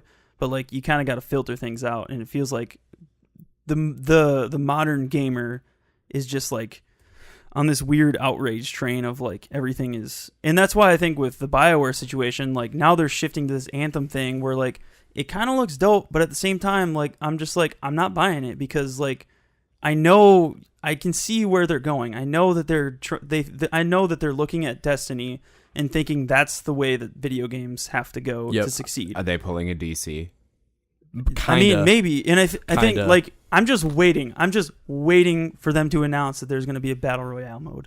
Like, Yeah. At Oh I this just point, feel like goodness, it's this yeah. thing of like, oh, first person shooters need to have loot collecting and like cool different guns and stuff and all these things, and it needs to have 100 people fighting each other. It's like those are all good things in the context of the games that are doing them right. Yeah. You should just make the games that have made you successful already. You should make a game good first, then focus on features that people enjoy. Yeah. And That I'm is- just it's one of those things where I'm like, it's BioWare. I think they're going to screw up, and I think they're going to blame it all on the player base, and yeah, it's I think people just want a good Dragon Age game. People just want a good Mass Effect game, and now they're releasing this Destiny Division clone crap, Iron Man, who knows what. when I think And it looks cool. and It I looks think dope, that's the thing so. that's making the indie scene so huge is Yeah. in a way they just get to make what they want to make, and like depending on the quality you can't blame it on like, well, EA is running it so they did something to screw it up. It's like they just didn't have They this, just did what they loved did what they to did, and create, this is what they made. yeah. And I like, to my point earlier about like spending your money and giving context to what you're doing, like just because I bought Andromeda does not mean that I loved everything in the game. Mm-hmm. But it was a statement that I love this franchise. I want this franchise to keep going. Please don't just make it appear as if it never existed, because this group of people that bought it and expected this one thing that it just did not They bought deliver. it and they expected Mass Effect 4. Right. Like, And it just that wasn't that. That was your mistake. Like, if Exactly. you bought Andromeda expecting Mass Effect 4, then you're just going to have a bad time. Right. And so therefore, the exact thing, like, we don't need to be in all or nothing land anymore. Like, Yeah. enough with this. Like, you don't need to be, but like, I feel like that's the sad part about it, is that everyone has been trained that, well, if you're all positive, then they take it this way. If you're all negative, then they take it this way. Which way do I want them to go? Instead of being like, hey, EA, we love the fact that you have lots of money and you can put out a ton of games. However, you keep doing this stupid crap that needs to stop, because if you do it anymore, I'm not buying a single thing you put out, no matter how cool it is. But instead, they're like, anything EA puts out, I'm not even going to look at. And then there's the other side who are like, well, I just love everything and I'm just going to buy everything. And it's like, no, like, you can be balanced. Like, I still bought it. I hate EA. I still bought Andromeda. Doesn't mean I like everything EA does. Doesn't mean I'm not going to, like, question some of their business decisions with Battlefront. But chill. Like, find a middle ground. Like, what's good, what's bad. Like, that's, well, and I feel that like with exists in BioWare, everything. it's not necessarily that EA had their hand in things. But I think now with the new game coming out, it looks like EA might be pulling more reins because Andromeda didn't do as well. Right. But then there's, they've gone on record as saying like, we're going to pocket the Mass Effect universe for a while. And you're like, because all these morons out there who were expecting something that they didn't get are that mad. And no one on the other end spoke up to say, this is valid. The my face is tired meme is still really funny. But there was good parts about it. Like, I loved the combat was fantastic.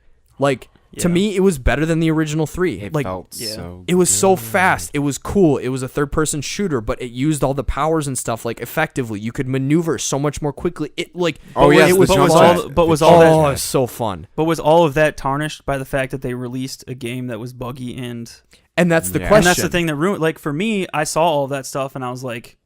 And that's a fair question, but then that's what people need to say is like, your look, game dudes, is good, but your don't game release is it buggy. awesome, but I can't literally play it because it's so buggy, which begs the question, did you release it too soon? Stop doing that. Yeah. And like, that needs to be the conversation, not, well, shoot, your game sucks. But then that goes back to the company doesn't really even hear what people are saying in the first place. Yeah. All they hear is the money. So. You know what I think? What do you think? I think that this is 2 separate podcasts. I mean, we definitely veered into. Yeah, I think there's a good cutting point somewhere, and you can just take this into 2 things. This is pop culture punks, where we discuss, does your voice actually matter, and are you worth anything? Yes. What does life mean? Can video games be saved? I feel like you should speak with your wallet, but I think there needs to be a more balanced discussion. And but I think that only matters in our sphere. And the company sphere, they context, don't give a crap. Yeah, and also companies should just listen more. And unfortunately, like, I think what it goes down to is that people should be more discussing with each other. Like, for example, when, like, I'm just gonna go Sea of Thieves because that's just literally what my life has been. Is what's wrong with giving us an honest thing. Be like, yes, there is no story. There's not a lot of depth to the game, but there's a lot of stuff that you can do with what's there. You can just sail around. You can find a ship. You can chase after it. You can just, like, wave at them. You can see what they do. You can take on stupid fights. You can go into skull forts. You can literally just sit and watch the sunset because the game is that pretty. You can, explore shipwrecks. You can do all these things. But basically it points down to, I can't tell you that the company is going to listen, so listen to me and I can give you an honest feedback. The game is basically, if you have friends, it's going to be much better. And if you're looking for story, it's not the game for you. Mm-hmm. And do with that what you want. And then people can be like, all right, well, this sounds like something I can try out. Or, you know what? Like, I don't want to do this. And then just go. Yeah. Like, so. But I feel like even with a game like, it's kind of similar to the Andromeda thing. Like, the reason I didn't buy Sea of Thieves is because in, like, beta mode and stuff, and then once it was released, people were saying, like, it's so buggy and, like, a game shouldn't be released that is this buggy and stuff. And so I think I think people are forgetting how many games are released that are incredibly buggy. Well, and I think I'm just saying that because I feel like if you're gonna release a game, like, and you're gonna release it to be buggy, like, people are not gonna want to play it, and like, and you should especially be someone like me I have limited time, I have limited money, and like, if a game's gonna be buggy, I'm not playing it. Like, even if you're gonna fix the bugs within a week, like, I feel like when I buy a product, I want to get a product that is gonna work as soon as I play it, not like. So you're the problem gamer that has no patience. Sure. No, I mean, I play Bethesda games, so like I know games that are buggy, but like it's a thing of like when I played Fallout 4 the first time, like it wasn't as buggy as people were saying it was. And sure, like, I bought Fallout 4 because I'm a Fallout fan. But, like, for the most part, like, I'm not going to buy a game that people are saying is buggy. And, like, that's all the press was on Sea of Thieves when it first came out. And that's not to say it is. That's the way it is now. But, like, I want a game to be a complete game, or, like, a game that works to some extent. So, but I don't know. I think that's one of the reasons why Nintendo's has always been so successful is their stuff is, like, borderline flawless when it comes out. Absolutely. Like, there isn't, like, a huge patch Well, because it's just the same game over and over and over again. Have you played Breath of the Wild? Well, Have and you I played think Odyssey? Here- Bring it, Chris. Here's Bring it, here's my what I'll boy. say. I feel like with Smash Nintendo, Bros, like, man. it depends what you define as Mario flawless. Because I feel like flawless, yeah, sure, like, they come out and they're not buggy, but, like, for me, Breath of the Wild is kind of boring, just because, like, I don't want to get into this because it's a whole nother tilting thing, and we're probably like 2 hours in. We're definitely But, like, 2 hours in. Nintendo releases games that work. Like, the games work and do what they're meant to do flawlessly. Like, and you play Breath of the Wild and you look, and it's beautiful, and the mechanics work amazingly, and there's, like, no bugs. Like, I can't even remember playing those games and finding bugs in them, at least to the extent that you find in other games. And so, like, Nintendo has that. They create games that just work and are amazing and look amazing and play amazing and feel amazing and are charming, and so. Yeah, and I think that's... And that art has been lost on a lot of development companies, I think. Yeah. I think people are putting, like, which was another one of my opinions, but, like, open world and all these things over, like, creating a solid, polished gaming experience. It doesn't have to look 4K amazing and beautiful, but, like, you take Mario, like, that's not photorealistic, but, like, whatever you're doing, it needs to look amazing and feel amazing, because it's like just looking at a painting that's, like, slightly off. You're like, I mean, it looks kind of good, but it's just, like, it's not very appealing to look at. Yeah. Like, And- I don't want to play this. And I think that's another issue and we can kind of wrap this up after this, but I think it's another issue in the sphere of any kind of business is really, really good businesses that know what they're doing and have a buffer to know what they're doing. Like, Nintendo is stacked. Like, even if the Switch would have all out bombed, they have so much money from just years of killing it with sales. They can Even if afford to take a... so, like, with the Switch, I mean, granted, I think they just knew what they were doing and they just knocked it out of the park, but, like, they just know how to make good games. They know how to make good games, and they do it, and they do it well. Well, so, and, like, they and didn't they rush listen out to their fans, Right. Because the Wii U was like, But if you think about it, like, imagine if Breath of the Wild had been another like Microsoft and in business mode are like, we need money now. We don't have any major exclusives that have launched recently. Like, we just need dollars. Kick out Breath of the Wild. Everyone's been waiting for it, like, as if it was their IP. Like, just get it out there. Comes out, buggy as heck, can't play it, and then it tanks and it doesn't do well. The usual response I've seen is, like, for example, with Square Enix with Final Fantasy, they don't look at the fact of, like, okay, we released a game that wasn't very fleshed out narratively, didn't compare to a lot of other games. We have a whole bunch of backstory that we're still pumping into it, and we're making people pay for it. Maybe people weren't too excited about that. Instead, they take this illogical response, which is, well, that means that single-player games are dying, and we just need to move into the multiplayer sphere. Like, that's not what that means, folks. Yeah. And the same, like, you, what were you saying? You brought up another example that was good. I can't remember. It wasn't Bethesda, but, you know, with, like, Mass Effect.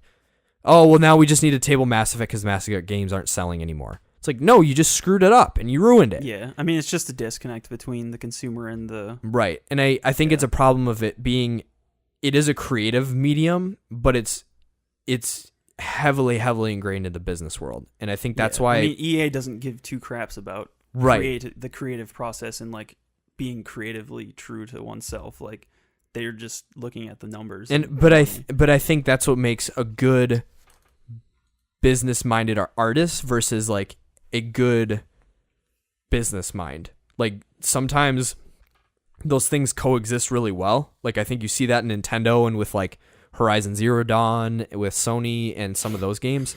But you have a huge loss when there's other games where it's like, well, we just needed to get it out the door because we needed to make money. It's like, that's way too far into the business side. And then it's like, well, it looks like so polished. It's like, but it's empty and there's nothing there and we can't sell this now. And so it's like, you can't have both when you're trying to create something to make money in that way. Like, it has to appeal to a market, but then it also needs to like be good that people come back and they pump money into it. I mean, so the thing shouldn't be so created complicated. as a marketing tool. The marketing should be used once the thing is created out and of it's that love good. and out of creativity. Exactly. Which is what Nintendo does. Right. They create things that they love and that they know people will love, and then they market them to the right markets. Yes. And that's why they're so Inversely, successful. yeah. But anyway, that's it. You are what on Twitter? I am Phil Sorensen. I am JK. I'm Josh K. And Chris. I am at Chris of the Vast. Nice. So Yes. you can check us out on Twitter. After you listen to the episode, hit us at #TiltBrigade and tell us your opinions or your tilting opinions on what we've said or how we're wrong. We'd love to have an angry Twitter war. That'd be fun. Okay, I am down for angry internet wars. I do it sparingly, but when I do, I get really into them. Like the reason I do it, join in. the reason I do it sparingly is because I just like once I get into it, it just consumes me, and like I just don't know when to stop. I am the problem, and I recognize that, so I just don't start. Dude, are we making the Tilt Brigade an actual force on Twitter? Oh, I will God. do it. Like, I don't know if I want to bring that to I will do Twitter. it. Just like we're just gonna like start going through Twitter feeds and just like find something and just be like, your opinion is garbage. #Tilt Brigade, and then just like run away. like I don't even like I want to because I want it to be more nuanced so that people like San Pellegrino. What? How did he know to? He followed me literally during this podcast. dude. I think I told him to Local follow funny me. man, Zach K, member of the Yeah. Pop Culture Punks podcast. But I would want it to be. I would want to do it more. Like I don't know how to say it. I would want it to be sophisticated. So if someone's like. So, for example, this would be horrible and everyone would lose their minds. But if, like, someone was like, oh, my gosh, Avengers Infinity, like, on Marvel's post of, like, Infinity Wars, like, this movie is amazing. Just, like, go in and just be like, actually, there were a number of cinematic things that they did wrong and, like, broke the third, like, you know, the 180. Just, like, throw out all this stuff that, like, quote, unquote, might be true. Yeah. But, like, trashes it and then just, like, let it ride. Just, like, that's It's like, do I actually think... Tilt Brigade. Yeah, and then yeah, just like and then watch just like, people go, and then just like let them go, and then if just they like go on, just be like Star-Lord did no wrong. It's like- Tilt Brigade. exactly just be like, you know what, I actually we're defend gonna do- Star-Lord. He is completely I actually defensible. I actually did It's fine. defend him on Facebook. We're gonna do this right now, actually. Oh, All right. boy. we should wrap this up though, because my bladder's about to explode. You can check us out on iTunes, Google Play, Stitcher, and YouTube. I think I said TuneIn Radio last week. That's dead. I don't Really? whatever. I think I saw it on there. Mm. I Google searched our podcast. And I think TuneIn I've Radio stopped was, like, the throwing first it out option. there because it's just really? like it might have it's been just, old episodes or something. Yeah, it's very goofy that way. But thanks for tuning in to Tilt Brigade. Hit us up on Twitter and send us comments. You can also send emails to us, or if Twitter's easier for you than sending an email, do that. We'd love Tweet to hear at us, from you. slide Tweet into at our us. DMs. And we'll give you a shout out on the podcast. If you feel And, like joining us in the Tilt Brigade, what are you tweeting right now? I'm really bad. Oh my goodness, I'm so bad with this. Are we doing Sorry. #Pop Culture Punks as well, so people know it's us? Yeah, I can definitely do that. I don't know. It's a good question. Whoa, #Infinity War has a little Thanos, and That's you pretty can't cool. get rid of it. That's pretty cool. Actually, kind of cool. All right. So on that note, if you feel Phil's like bladder is empty. so or he's full. going dip. We'll If it catch was y'all. empty, that means I peed my pants. We'll catch y'all on the flippity flip. Take it easy. Bring pop Pulitzer Pop culture pizza- kunks to the. That sounded dangerously close. See you, folks. See you, suckers.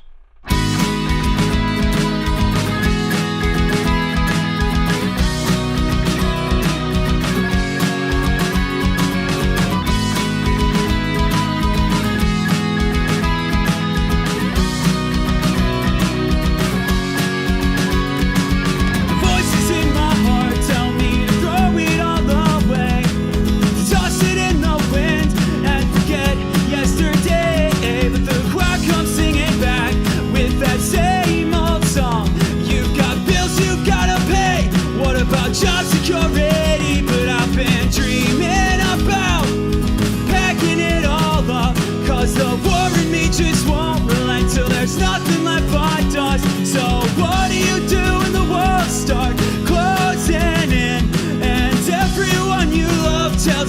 It's all just in your head.